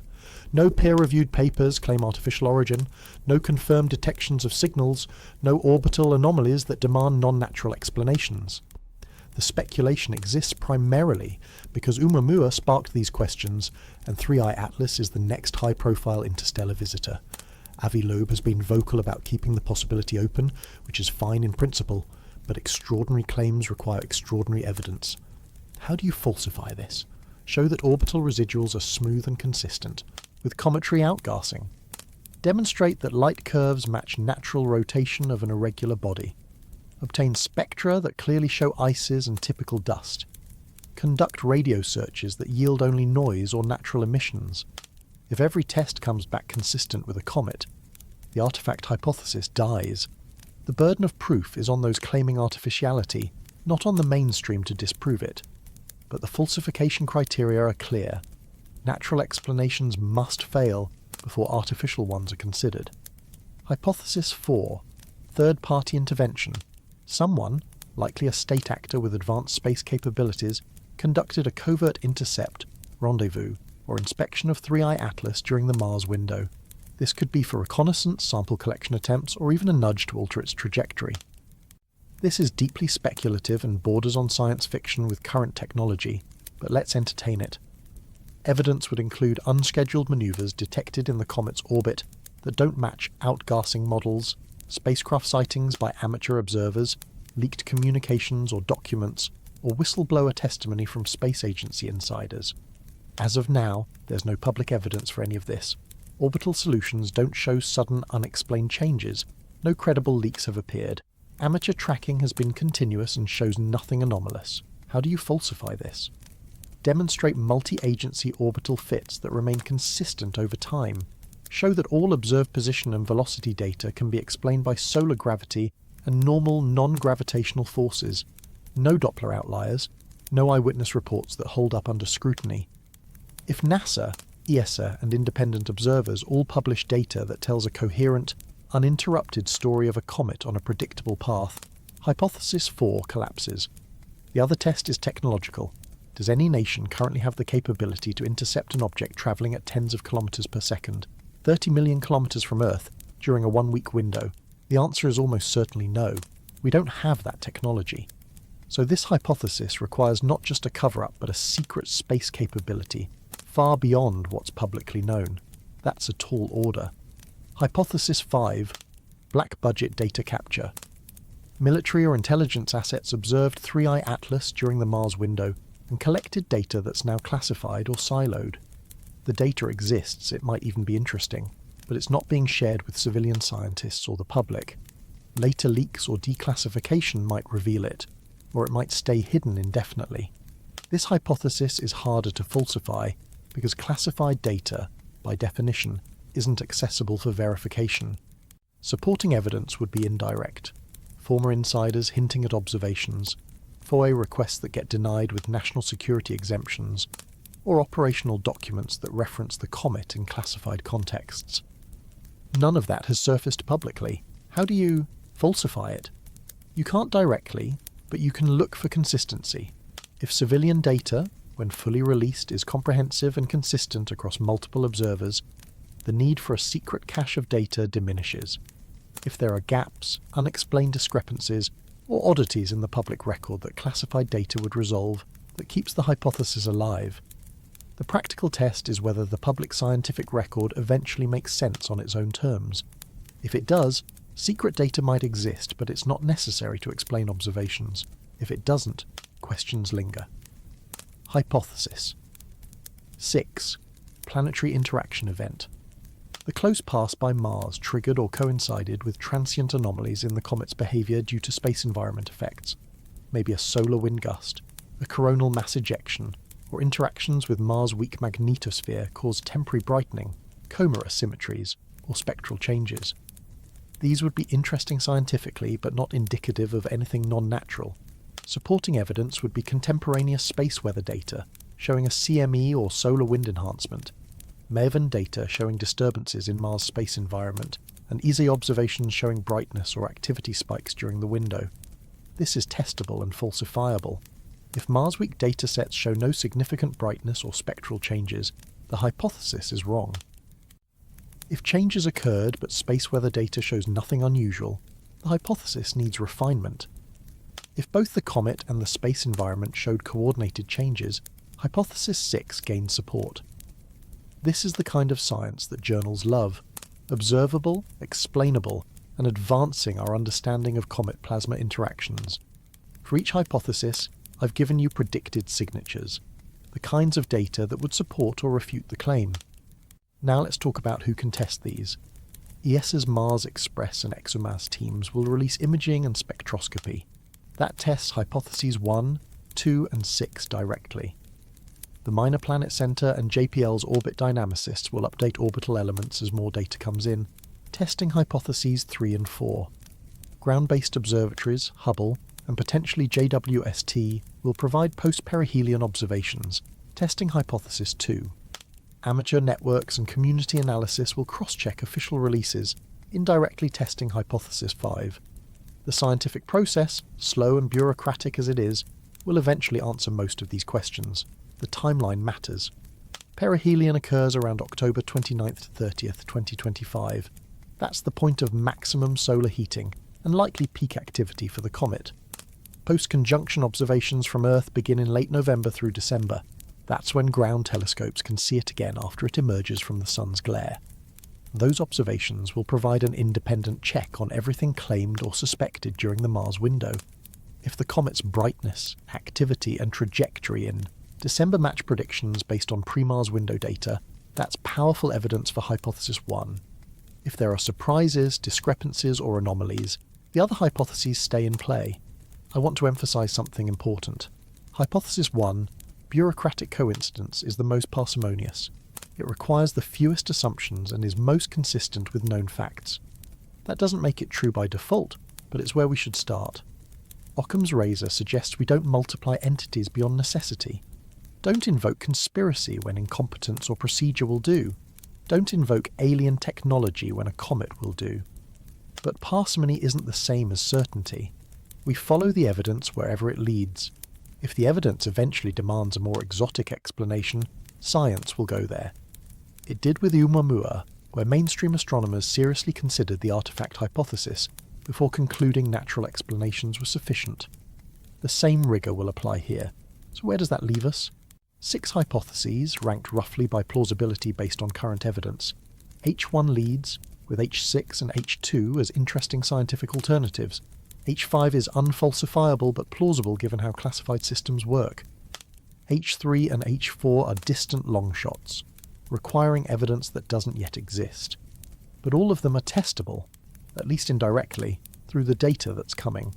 And that's what makes this story compelling. We're not stuck in speculation forever. The cosmos doesn't keep secrets well. Light travels, trajectories persist, and instruments measure. When 3i Atlas reappears from behind the sun, when the shutdown ends and data flows, when scientists publish and amateurs cross-check, we'll have answers. Maybe not all of them, but enough to know which story is true. So what happens when the lights come back on? Let's talk about the post-conjunction reappearance and how we recover the truth. Part 11. The post-conjunction reappearance and data recovery.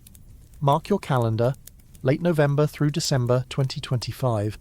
That's when 3i Atlas re-emerges from solar conjunction and becomes observable again from Earth. The comet will have passed perihelion around October 29th to 30th, experienced maximum solar heating, and either behaved exactly as a comet should or revealed something unexpected.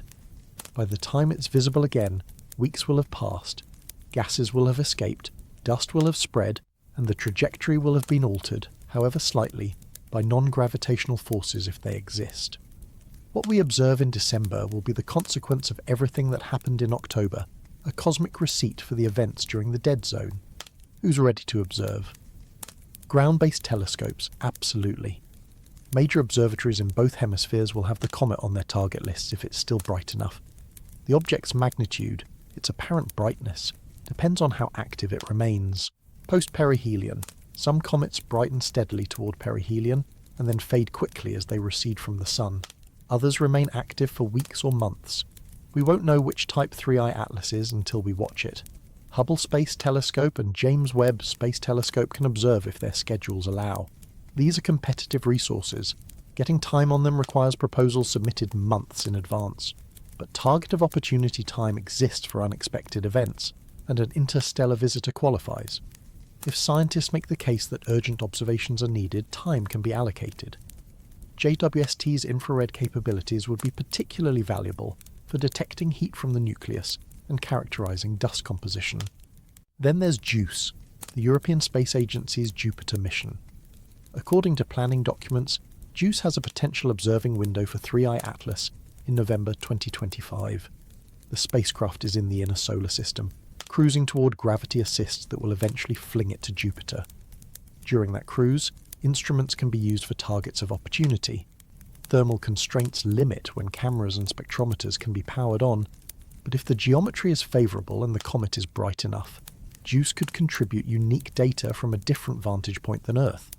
This would be valuable for parallax measurements and cross-validation. The priority measurements post-conjunction are clear. First, refine the orbit. More observations over a longer arc of the trajectory reduce uncertainty in the orbital elements. By December, we'll have observations spanning 6 months, from July discovery through post-perihelion. That's enough to pin down the orbit with high precision. Any deviations from a simple hyperbolic path due to non-gravitational forces will be more apparent. Second, spectroscopy. Obtain high-resolution spectra of the coma to measure gas composition. Are the volatiles water-dominated, carbon monoxide-dominated, or something unusual? Are metal lines present and at what abundances? This directly tests hypothesis 2. Third, photometry and light curves. Measure brightness changes over hours and days. A periodic light curve reveals rotation and shape. Brightness evolution over weeks reveals activity trends. If the comet brightens unexpectedly or shows irregular variations, that's noteworthy. Now let's talk about data rescue, a term I'm using to describe the community effort to archive and cross-check observations. When official data starts being released, whether from NASA post-shutdown or from ESA on their normal timeline, the community needs to mirror it immediately. Download raw files, archive them with timestamps, create redundant backups. Why? Because data can disappear, websites go down, files get moved or deleted. If you want to ensure that observations remain accessible for future verification, you can't rely solely on official servers. Amateur astronomers and citizen scientists have been doing this for years. Archive.org, distributed file systems, and community-maintained databases all play a role. For 3i Atlas, given the heightened interest and the shutdown complications, I'd encourage anyone with the bandwidth and technical capability to mirror official releases. Comparison spreadsheets are invaluable.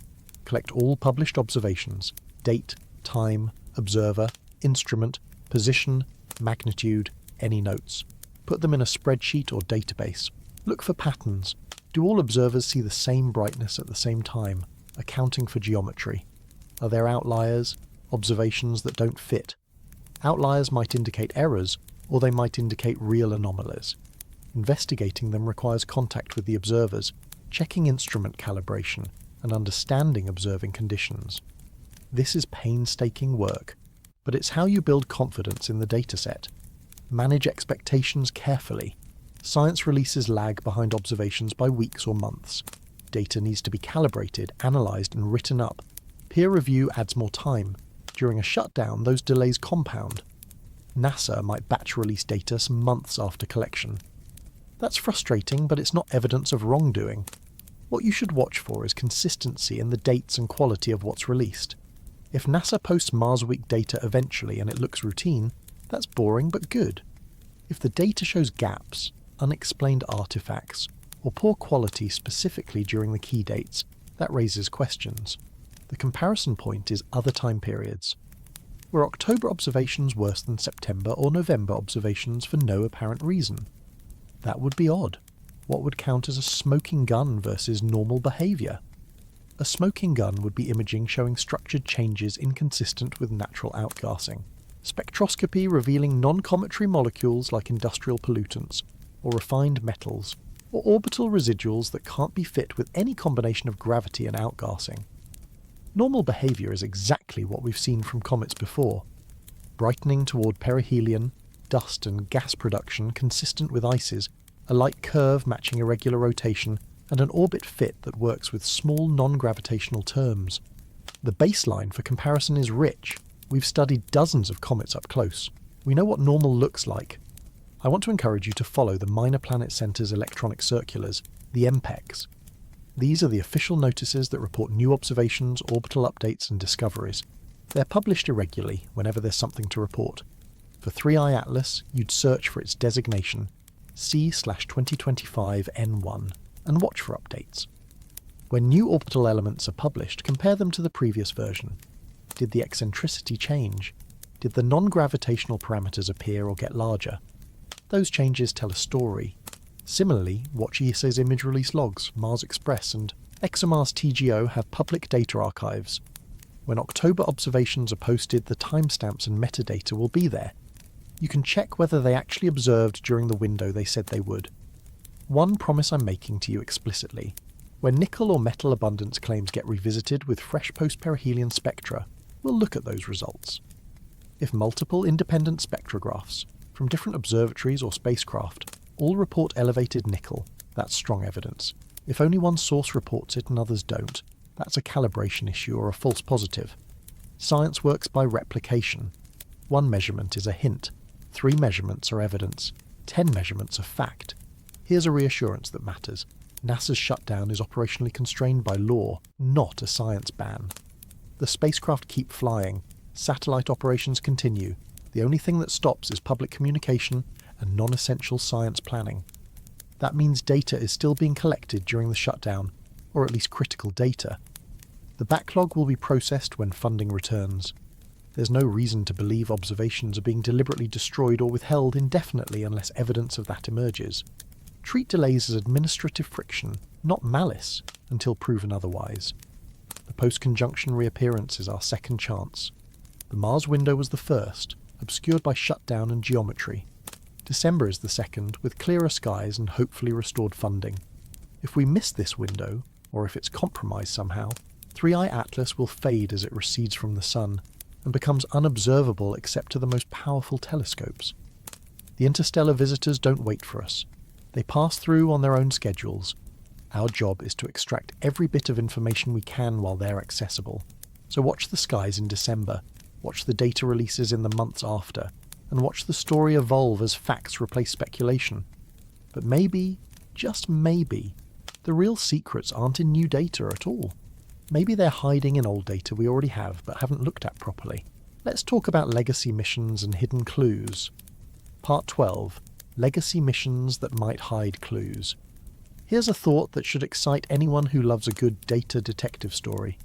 What if evidence about 3i Atlas already exists, buried in archives we've had access to all along? Space missions collect vast amounts of data, far more than can be analysed in real time.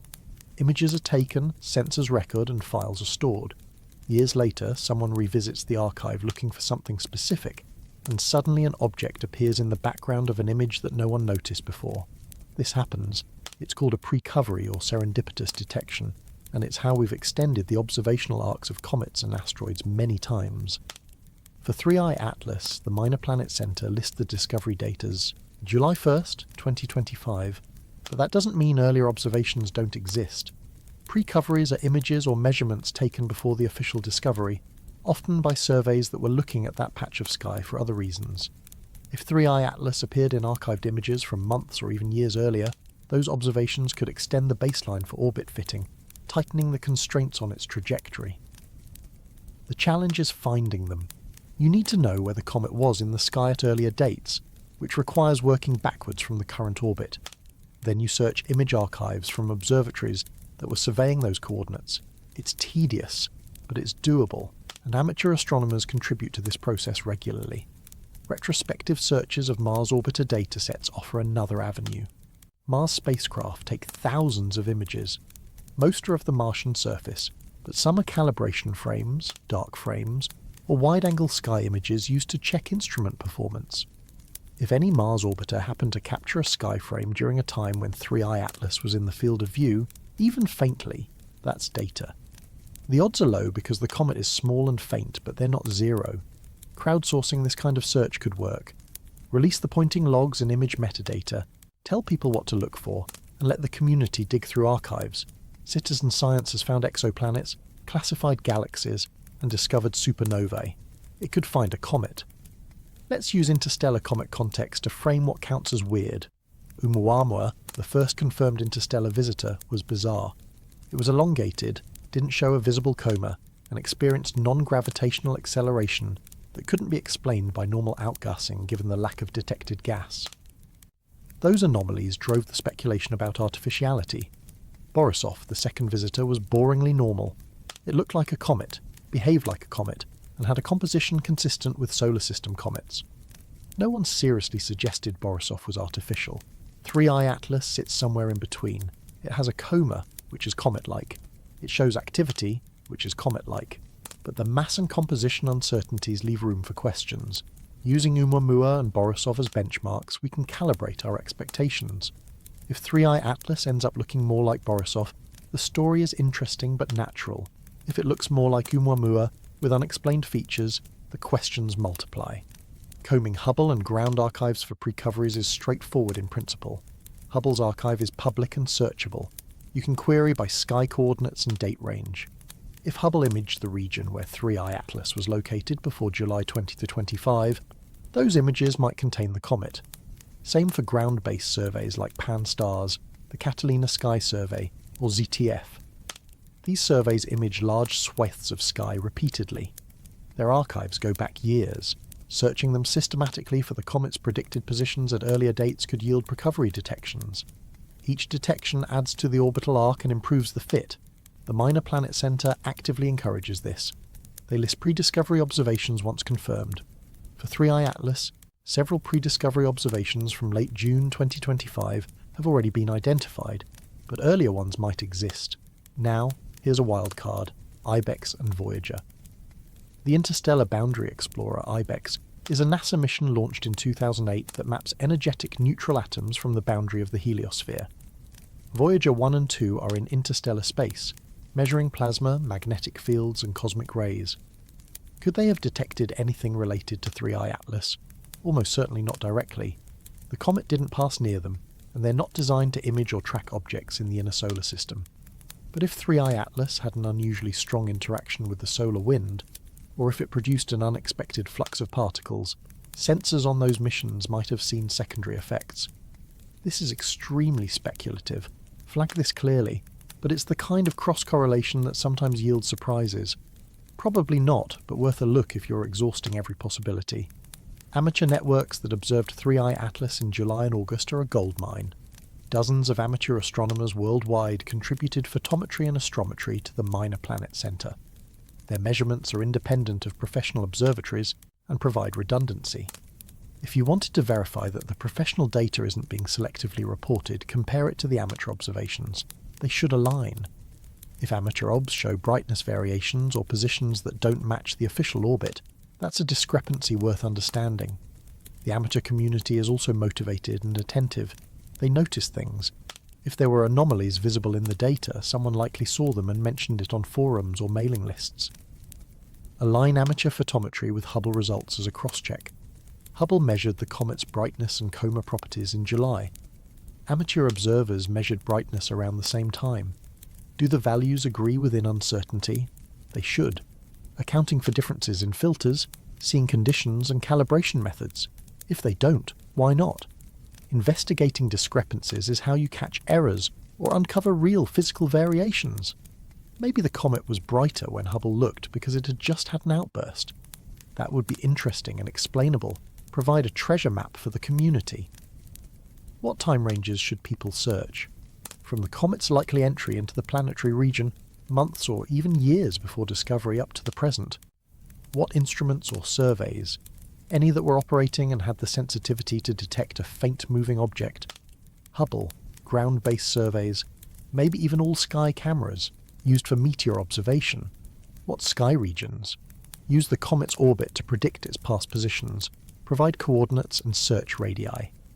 How to submit finds? The Minor Planet Center has a process for reporting observations. Guide people through it. Submitted observations get vetted, and if valid, they're incorporated into the official record. Explain the value of negative results. If you search an archive thoroughly and don't find the comet where it should have been, that's also information. It sets upper limits on brightness. It constrains activity levels. Negative results tighten the model, even if they're less exciting than discoveries. Frame this as community science to reduce the hidden data narrative. One of the frustrations during the shutdown was the sense that information was being withheld or lost. By mobilizing the community to search archives and cross-check data, you democratize the investigation. You make it harder for any single entity to control the narrative. Transparency is a forcing function. The more eyes on the data, the more robust the conclusions. When ESA and NASA do release their Mars Week observations, integrate them immediately. Compare timestamps to the planned observation windows. Check instrument modes and filters. Look at metadata for anomalies. Cross-reference with amateur observations from the same period if any exist. If everything aligns, great. If there are inconsistencies, document them and ask for explanations. This is accountability through scrutiny, not paranoia. It's how science should work. The promise here is that legacy data and community effort can fill gaps that official channels might leave. You don't have to wait passively for NASA or ESA to tell you what happened. You can dig into the data yourself, contribute observations, and participate in the analysis. The tools are available, the archives are public mostly. The knowledge is accessible if you're willing to learn, and in doing so, you're not just satisfying curiosity, you're doing science.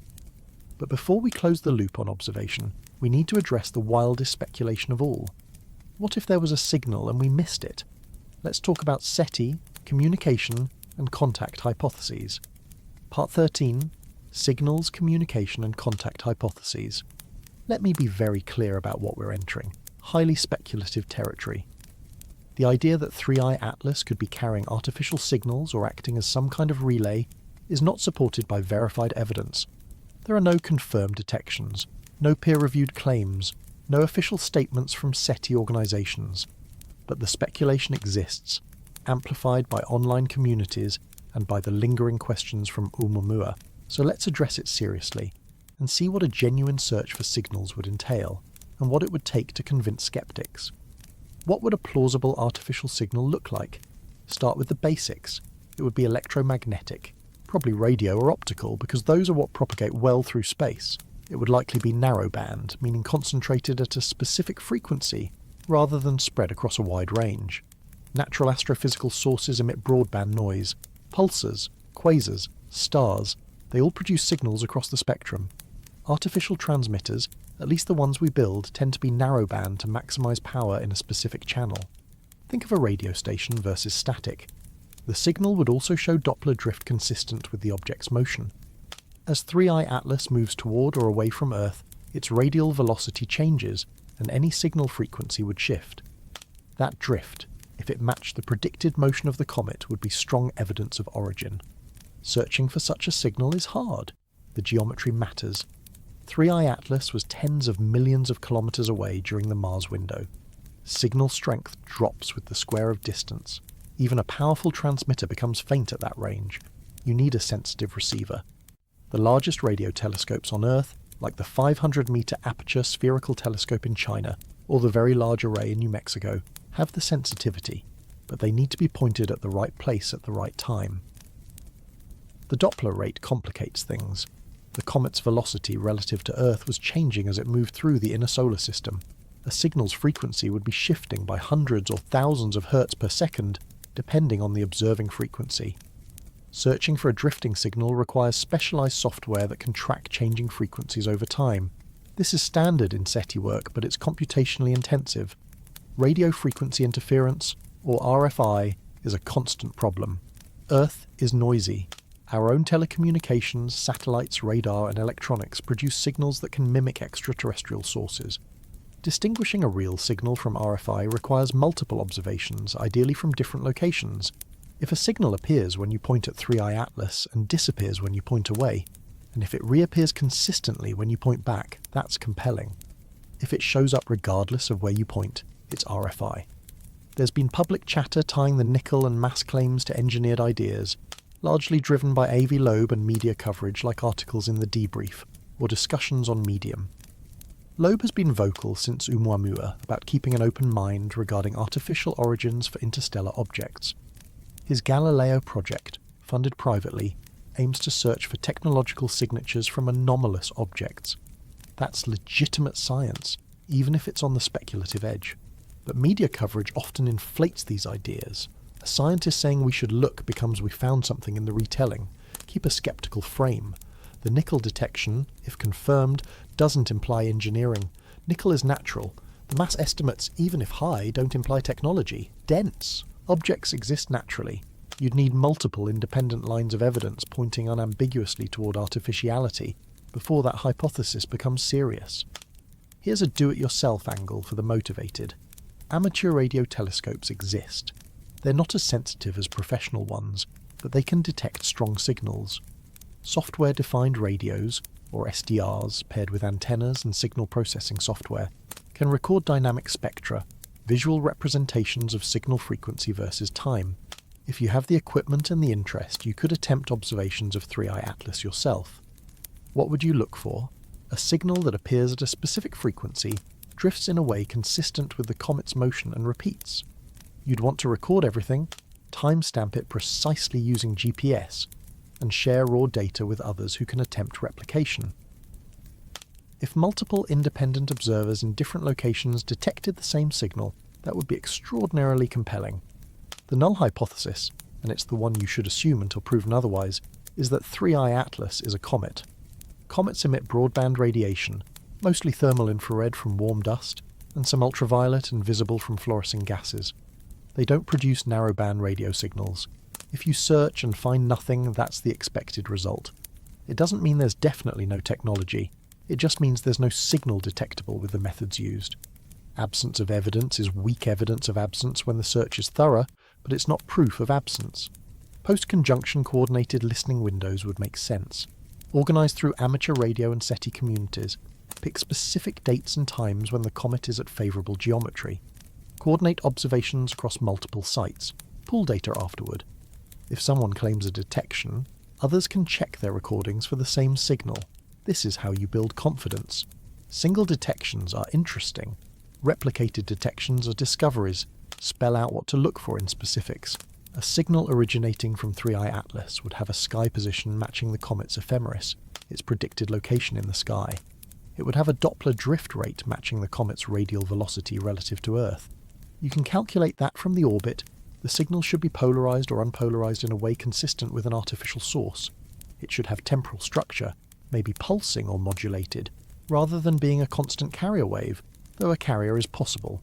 If the signal has information encoded, that would be definitive, but decoding it is another challenge entirely. Stress testability. If anyone claims they detected a signal from 3i Atlas, the scientific community will demand specifics. What was the frequency? What was the bandwidth? What was the drift rate? What time did it appear? What equipment was used? Can you provide raw data files? Were there control observations pointing at blank sky? Did the signal go away when you pointed elsewhere? These questions aren't hostile, they're necessary. Extraordinary claims require extraordinary evidence, and evidence means data that others can examine and attempt to replicate. Wrap with an open-minded stance. Curiosity about whether 3i Atlas might be artificial is not ridiculous. The universe is vast, and the odds of other technological civilizations existing somewhere are decent, depending on your assumptions in the Drake equation. Interstellar objects could, in principle, be used for exploration by sufficiently advanced societies.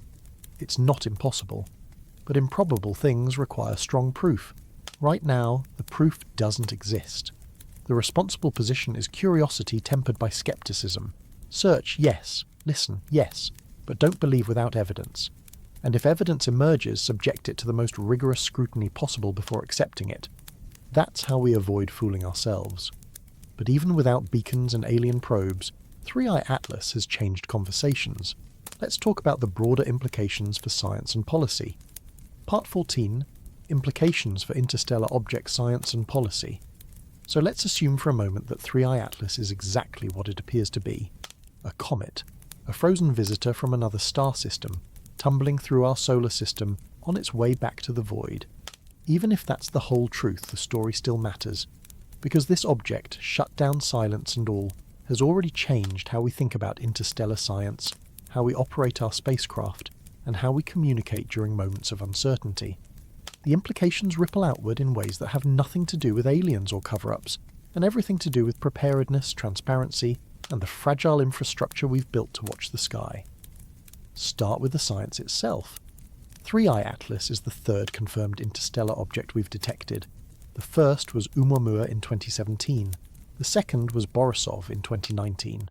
3 objects in 8 years. That's not a lot, but it's enough to suggest a pattern. The galaxy is not empty. There's traffic out there. Chunks of rock and ice, ejected from forming planetary systems wandering between the stars. Current models estimate there could be thousands of interstellar objects passing through the inner solar system every year, most of them too small or too faint to detect. We're only seeing the tip of the distribution, the big ones, the bright ones, the ones that happen to pass close enough to Earth or the Sun to catch our attention. 3i Atlas was discovered by the Asteroid Terrestrial Impact Last Alert System Survey, ATLAS for short, on July 1st, 2025. That's a ground-based robotic telescope network designed to find near-Earth asteroids. It scans the sky every night, looking for moving objects. When it spotted 3i Atlas, the object was already inbound, already past Jupiter's orbit. If it had been smaller, or if it had approached from a different angle, we might have missed it entirely. That tells you something about our observational limits. We're good at spotting things that come close to Earth. We're less good at spotting things that stay far away or move quickly. Interstellar objects move fast.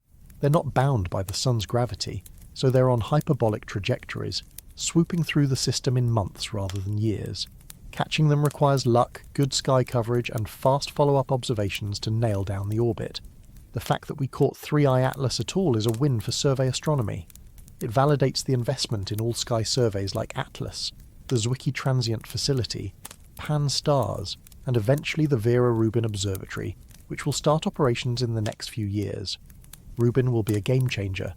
It will image the entire visible sky every few nights, with a camera sensitive enough to detect objects much fainter than current surveys can see. If interstellar objects are as common as models suggest, Rubin will find dozens, maybe hundreds, over its operational lifetime. That means we'll go from having a handful of case studies to having a statistical sample. we'll be able to answer questions like, what are typical interstellar object compositions? Do they resemble solar system comets and asteroids, or are there exotic types we haven't seen? How often do they come from specific directions in the galaxy, and what does that tell us about the structure of the interstellar medium or the locations of nearby star-forming regions? 3i Atlas, even without resolving all its mysteries, is already teaching us about survey cadence, about the importance of rapid orbital determination, and about the need for coordinated follow-up across multiple wavelengths. Hubble grabbed it in July. Ground telescopes tracked it through August and September. Mars orbiters attempted observations in early October. That's a multi-platform campaign spanning space-based and planetary assets. It's a proof of concept. It shows that when an interstellar object appears, we can mobilize. But it also exposes gaps. During the Mars window, Earth-based observers were handicapped by the comet's low solar elongation. It was too close to the Sun in the sky. Mars orbiters had the geometry, but they're not designed primarily for comet observations. They're planetary science missions. Imaging a distant comet is a bonus, a target of opportunity, not a core objective. That brings us to operations and mission design. If we expect more interstellar objects in the future, and we do, then it makes sense to think about building quick response capabilities into our missions. Mars orbiters could carry modest wide-field imagers or spectrometers optimized for transient events. Earth-orbiting telescopes could reserve discretionary time for sudden interstellar arrivals. There's precedent for this. Hubble and the James Webb Space Telescope both have director's discretionary time, which allows rapid scheduling for unexpected targets. But the process still takes days to weeks, and by the time you get approved, the object might have moved out of optimal viewing geometry. What we need is faster. Automated triggers, pre-approved observation templates. When an interstellar object is detected, the system should be able to say, "Koko wa kono-yuna jonkwang desu." Here's the orbit, here are the available instruments. Execute this observation plan within 24 hours. No committee meetings, no proposal writing, just go. The Mars window for 3i Atlas illustrated the value of having eyes in multiple locations. When Earth couldn't see it well, Mars could. That's a spatial advantage. In the future, we might have assets further out. JUICE, the Jupiter Icy Moons Explorer, is en route to Jupiter and will arrive in 2031. Psyche is headed to the asteroid belt. If an interstellar object passes through the outer solar system, those missions could provide views that Earth-based telescopes can't match. The same logic applies to the interstellar probes we've discussed in science fiction. If we ever send a probe to another star, it could serve as an early warning system for interstellar objects heading our way. It's a long shot, but it's worth thinking about. Now let's talk about transparency and communication. The shutdown, whatever your interpretation of it, exposed a weakness. NASA's public-facing infrastructure went dark right when a scientifically interesting event was happening. The agency's own continuity plan says it outright. During a lapse in appropriations, the public won't have access to NASA's website or social media or television broadcasts. That's policy, not conspiracy. But the optics are bad. It creates an information vacuum, and vacuums get filled with speculation. People assume silence means something's being hidden, even when the silence is just bureaucratic procedure. The European Space Agency, by contrast, continued updating its plans and posting statements about the Mars Express and ExoMars Trace Gas Orbiter observation campaign. That asymmetry, NASA quiet and ESA vocal, made the shutdown look more suspicious than it probably was. It handed ammunition to conspiracy theorists who were already primed by ʻOumuamua to expect secrecy around interstellar objects. The lesson here is that transparency during anomalies or shutdowns is not optional. It's necessary to maintain public trust, even if the message is just, we're observing, data is being collected, results will be shared when we're back online. That's better than silence. Silence breeds doubt. Future shutdowns, and there will be future shutdowns, should have contingency plans for public communication, a skeleton crew maintaining a basic website update, a social media account posting minimal status reports, something, anything. The cost is trivial compared to the reputational damage of appearing to hide information. And if there's ever a real emergency, a genuine anomaly that requires immediate public communication, the current shutdown policy could delay that communication at exactly the wrong time. Space agencies need to think about this. What happens if an interstellar object turns out to be genuinely unusual? What if we detect something that looks artificial, or something that poses a hazard? Who decides when to speak, And what's the chain of communication if normal channels are offline? These are not hypothetical questions anymore. 3i Atlas, whether it's normal or weird, has put them on the table. Data policy is another pressure point. Right now, most planetary mission data is released in batches, often months or years after it's collected. That's standard practice. Science teams get proprietary access for a period, then the data goes into public archives. It works fine for routine science, but it's a poor fit for transient events. Interstellar objects don't wait. By the time data is formally released, the object might be gone, too faint to follow up. A better model would be rapid raw data dumps for high-priority targets. Post the images and spectra within days, even if they're uncalibrated, even if they're messy. Let the community dig in. If something's anomalous, crowdsourcing can catch it faster than a small mission team working alone. If it's normal, fine, everyone moves on. The risk of releasing early is low. The risk of waiting is that you miss the chance to coordinate follow-up observations while the object is still observable. International collaboration came through during the Mars window, at least on the European side, and that's encouraging. If interstellar objects become more common, we'll need a standing international framework for coordinating observations. Think of it like the International Astronomical Union system for comet and asteroid designations, but expanded. A network of space agencies, ground observatories, and amateur astronomers, all feeding data into a shared platform. When an interstellar object is detected, the network activates. Observation plans are shared. Data is pooled. Results are cross-checked. No single agency owns the object. No single country claims discovery. It's a global scientific target. That kind of collaboration requires formal agreements, memoranda of understanding, pre-negotiated data-sharing terms. Right now it's ad hoc. ESA and NASA cooperate on some things, compete on others. Data sharing is often bilateral and slow. If we want to be ready for the next 3i Atlas, or for something even weirder, we need better infrastructure. And we need it before the object shows up, not after. Let me touch briefly on resources, because it keeps coming up in the speculative corners of this story.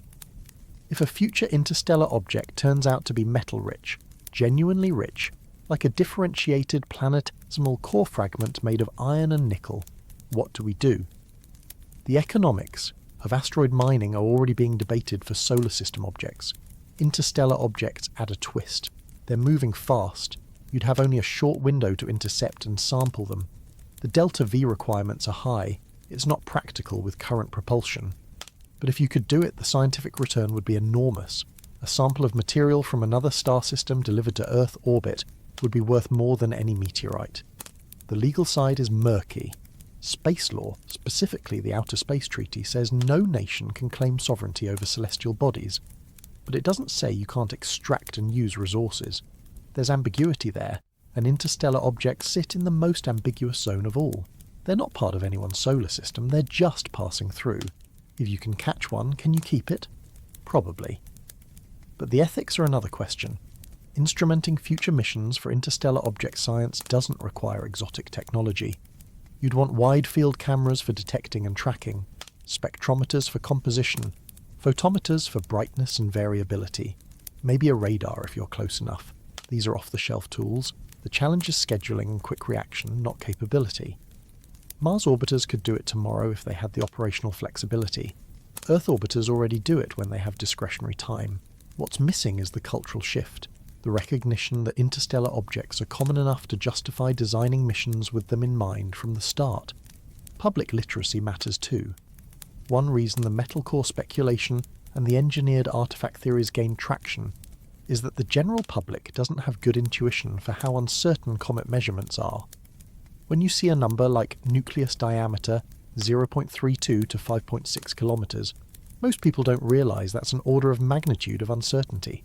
They pick the number they like and run with it. Science communicators need to do better at explaining error bars, at making it clear that "we don't know yet" is a legitimate scientific answer. The alternative is that every ambiguity gets filled in by the most dramatic interpretation, and that's how you end up with alien mothership theories. So here's where we are. 3i Atlas has demonstrated that interstellar object science is real, that it's happening now, and that we're not quite ready for it. The tools exist. The interest exists. What's missing is coordination, speed, and transparency. The shutdown was a stress test, and we didn't pass with flying colours, but we can learn from it. We can build better systems for the next time. Because there will be a next time. The galaxy is full of these things, and our surveys are getting better every year. And if one of them turns out to be more than a comet, if one of them really is something we've never seen before, we'll need all of that infrastructure, all of that transparency, all of that international collaboration to figure out what it means. The question isn't whether we'll find something extraordinary, the question is whether we'll be ready when we do. Which brings us to the end, or at least to the end of this particular mystery, because the story of 3i Atlas isn't over, it's just paused, waiting for the lights to come back on. Part 15. Synthesis, Open Ends and Actionable Promises. So let's come full circle. Midnight, October 1st, 2025. The United States government shuts down. Hours later, we enter the Mars observation window for the interstellar visitor 3i Atlas. Was it coincidence? Or was it a cover? You came here for an answer. I'm going to give you one, but it's not going to be simple, and it's not going to satisfy everyone. The truth, when you dig through all the data and all the noise, is that both things can be true at once. The shutdown was real, the silence was procedural, and yet the timing created exactly the conditions that would allow something unusual to be downplayed or delayed, if there was something unusual to downplay. That ambiguity is the story. Let's lay out the hard facts first. NASA was closed to the public. The agency's continuity of operations plan, the one they filed and published, says it plainly. During a lapse in appropriations, most activities cease. Public communications stop. The website goes dark. NASA TV goes offline. Social media pauses. The only accepted operations are those necessary to protect life and property. That includes the International Space Station, satellite ground control for anything that could crash or malfunction, and critical Artemis program safety work. Mars orbiters fall into that category. Mars Reconnaissance Orbiter, MAVEN, they're expensive hardware flying in a harsh environment. You don't furlough the people keeping them from dying. So flight operations continued. Commands were sent. Data was collected. What didn't continue was the public-facing layer, the press releases, the image of the day postings, the tweets. That's the gap everyone noticed. The European Space Agency, meanwhile, announced openly that Mars Express and the ExoMars Trace Gas Orbiter would attempt observations of 3i Atlas during October 1st through 7th, with closest approach around October 3rd at roughly 30 million kilometres. ESA posted statements. Mission scientists gave interviews to space.com and other outlets. There was no blackout on the European side. That transparency makes NASA's silence stand out more sharply. It also makes certain conspiracy theories harder to sustain, because if something world-changing had been observed, ESA would have been seeing it too, and ESA wasn't being quiet. Perihelion for 3i Atlas happened around October the 29th or 30th, 2025. That's the point where the comet was closest to the Sun, about 1.36 astronomical units out, inside Earth's orbit, but not dramatically so. After perihelion, the comet swung outward and passed behind the Sun as seen from Earth, entering solar conjunction. During conjunction, you can't observe it from Earth. The Sun's glare blocks the view. That blackout period extends through most of November. Late November or December, the comet emerges on the other side of the Sun, far enough away that ground-based telescopes can pick it up again. That's the reappearance window. That's when we get fresh data. So as of the time this script is being written, early October, we're in a strange in-between zone. The Mars observations happened, or they were attempted, depending on which agency you're talking about, and what you consider a successful observation. The data from those observations hasn't been released yet, not in detail. That's expected. Data releases from Mars missions often lag by weeks or months. The shutdown delays things further, because even though the spacecraft kept operating, the people who process and publish the data were furloughed. They're back now, presumably, but the backlog exists. The perihelion passage is happening right now, the conjunction blackout is starting, and the big reobservation campaign is still in the future. That means everything we've talked about, all the speculation, all the theories, they're hanging in a state of unresolved tension, which is exactly where a good mystery should be at this point in the story. But it also means we have a playbook for what comes next. We have checkpoints. We have things we can watch for. If you want to know what really happened, if you want to separate the coincidence from the cover, here's what you do. First, watch the Minor Planet Center. The MPC is the official clearinghouse for solar system object observations. Every time someone makes a positional measurement of a comet or asteroid, they report it to the MPC, and the MPC publishes it in a Minor Planet Electronic Circular, an MPEC. These circulars are public. You can read them yourself. For 3i Atlas, the MPC has been publishing MPECs since the discovery in July. Each circular includes observations from different telescopes and observatories, and each observation refines the orbit. If there were anomalies during the Mars window, big anomalies, gravitational perturbations or non-gravitational accelerations that didn't fit the model, they'd show up in the orbital solutions published in November and December. The MPC doesn't editorialize, they just publish the numbers. If the numbers from multiple independent observatories all agree, that's a strong sign the orbit is being modelled correctly. If the numbers diverge, or if there are unexplained residuals, that's a red flag. Second, watch the European Space Agency's Mars mission pages. ESA is usually good about posting image releases and instrument status updates. If Mars Express or the Trace Gas Orbiter captured anything interesting, it'll show up eventually. Maybe not immediately, maybe not, with full analysis, but the raw images or spectra will surface. When they do, compare them to what was expected. Compare the timestamps to the planned observation windows. Check whether the data matches the predicted brightness and motion of the comet. If everything lines up, that's evidence in favour of the boring explanation. If something doesn't line up, that's where you start asking harder questions. Third, follow NASA's post-shutdown data drops. When the shutdown ends and funding resumes, NASA will start posting backlog data. Look for updates on the 3i Atlas mission page on nasascience.gov. Look for Hubble or JWST observation logs. Look for any mention of Mars Reconnaissance Orbiter or MAVEN attempting observations. If those observations happened, the metadata will exist. The timestamps, the instrument modes, the target coordinates. Even if the full analysis isn't ready, the logs should be. If the logs are missing, or if there are gaps during the Mars window that don't align with the expected shutdown procedures, that's unusual. It's not proof of anything, but it's unusual. Fourth, watch for scientific papers. The team that imaged 3i Atlas with Hubble in July published a preprint on ARC. That's where you go for early results. irciv.org. Search for 3i Atlas or C/2025N1. If new papers appear with Mars window data, read them.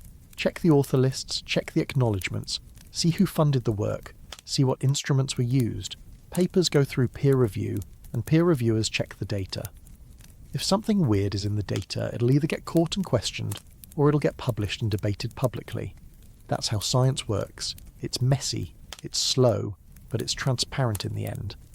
Fifth, listen for the reappearance. When 3i Atlas comes out of solar conjunction in late November or early December, amateur astronomers and professional observatories will start tracking it again. They'll post images, they'll measure brightness, they'll take spectra if they have the equipment.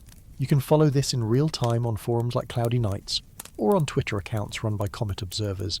If the comet looks normal, if its brightness curve follows the predictions, if the coma is behaving like a comet coma should, that's strong evidence it's just a comet. If there's something off, if it's brighter or dimmer than expected, if the spectrum shows unusual lines, people will notice, and they'll talk about it loudly. Sixth, coordinate your own observations if you're able. I mentioned in the previous section that amateur radio telescopes could attempt to search for artificial signals. I'm not optimistic about success, but the attempt is worth making. If you have access to a software-defined radio and a decent antenna, you can record a dynamic spectrum aimed at 3i Atlas during the reappearance window. Use GPS timestamping so your data is comparable to others. Use open source, software like GNU Radio or SDR Sharp. Record in a format that others can open and analyze. Share your raw data. If 5 people in 5 different countries all record the same signal at the same frequency, with the same Doppler drift matching the comet's motion, that would be extraordinary. It would be Nobel Prize territory. It hasn't happened. It almost certainly won't happen. But the fact that you can try, the fact that the tools exist and the information is public, that's important. It means the search isn't locked behind classified walls. It's accessible. It's democratic. So now rank the hypotheses. Hypothesis 1, bureaucratic coincidence. The shutdown was timing, nothing more. NASA's public communications paused because of funding rules. Data was collected normally. Results will be released on a standard timeline. This is the most plausible explanation. It requires the fewest assumptions. It fits the known facts. It doesn't require any conspiracy or cover-up. It's boring, but boring is often correct. Falsification. If ESA or other international partners publish data that contradicts the predictions, or if orbital solutions show unexplained perturbations that NASA somehow failed to mention, then the coincidence hypothesis weakens. Hypothesis 6. Planetary interaction event. Solar wind or Martian gravitational effects cause transient changes in the comet's activity or trajectory during the Mars window. This is plausible for a comet, because comets are volatile. They respond to their environment. A gust of solar wind could temporarily brighten the coma. A gravitational nudge from Mars, small as it would be at 30 million kilometres, could show up as a minor perturbation in the orbit. Falsification. If Mars-weak datasets show no brightness spikes, no spectral changes and no orbital residuals, then this hypothesis loses support. Hypothesis 2. Massive metallic core. The comet has an unusually high mass and density, possibly a metal-rich interior, consistent with a planetesimal core fragment. This is speculative. It's based on unconfirmed nickel emission reports and on mass estimates that sit at the high end of the allowed range from Hubble imaging. The idea isn't crazy. Differentiated bodies do exist, and fragments of their cores could be ejected into interstellar space. But right now, the evidence is weak. Falsification. If better size and albedo measurements constrain the nucleus to the small low-mass end of the range, and if spectra show normal cometary volatiles without exotic metal abundances, then the metal core hypothesis collapses. Hypothesis 5. Black budget data capture. The data from the Mars window exists but is being withheld or classified by military or intelligence agencies. This is hard to evaluate because classified information, by definition, isn't public. But there's no positive evidence for it. No leaks, no whistleblower claims, no documents. The hypothesis relies entirely on absence, falsification.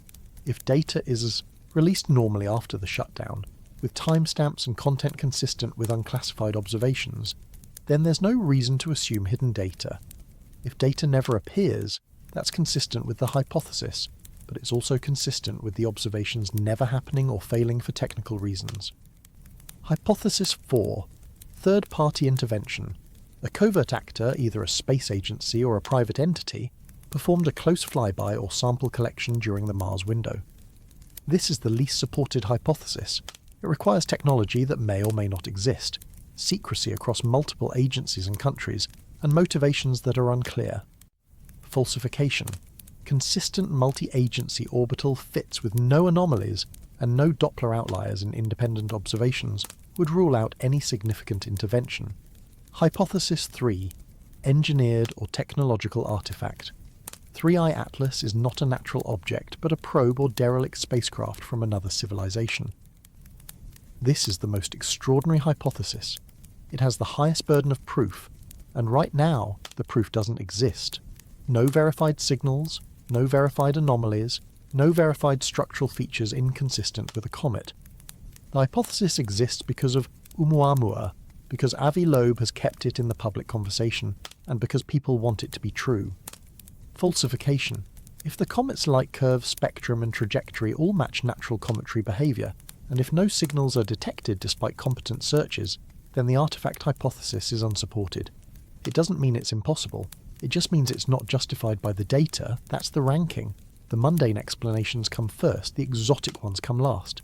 That's how you should approach any mystery. Start with the simple. Only move to the complex when the simple fails to explain the observations. So what's the promise? Here's what I'm committing to, and what I'm asking you to commit to.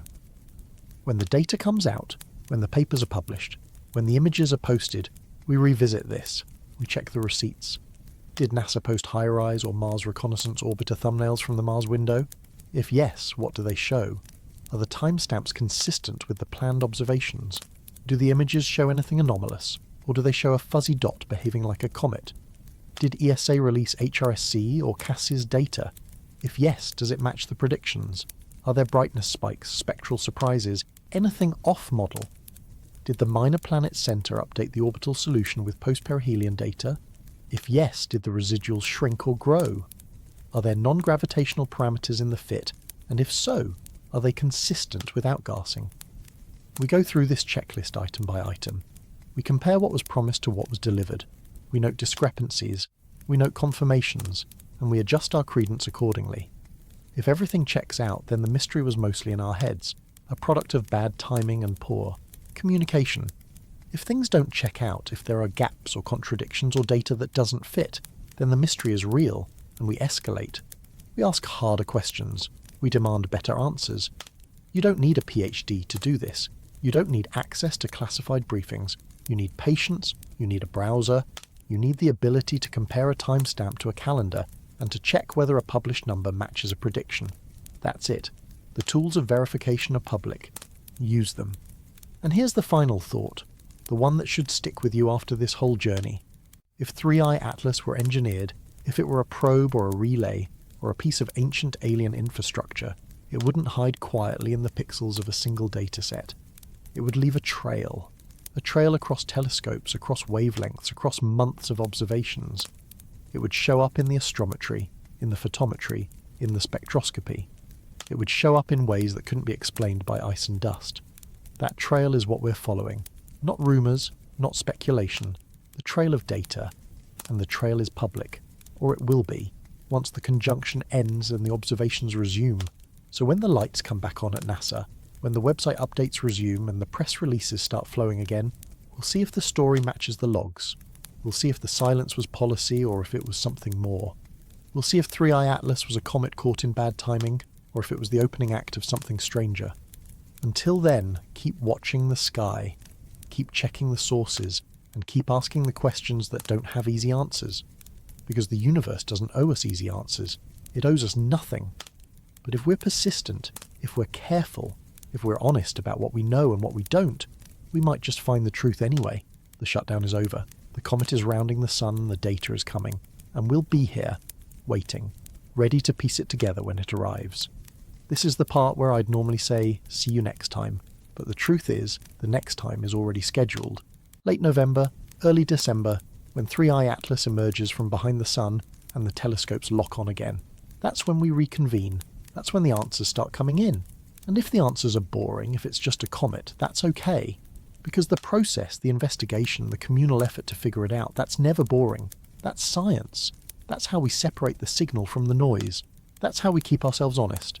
But if the answers aren't boring, if there's even one piece of data that doesn't fit, one measurement that defies the models, one signal that can't be explained away, then this story is just beginning. And you'll want to be here for what comes next.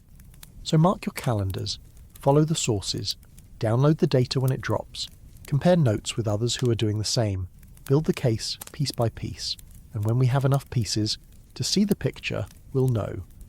We'll know if October 1st, 2025 was the night the government went dark by accident or by design. We'll know if 3i Atlas was a comet or a calling card. Until then, the mystery hangs in the space between what we saw and what we didn't, between what was said and what was silent, between coincidence and cover, and that space, that uncertainty, that's where all the best stories live. The lights are coming back on, let's see what they illuminate.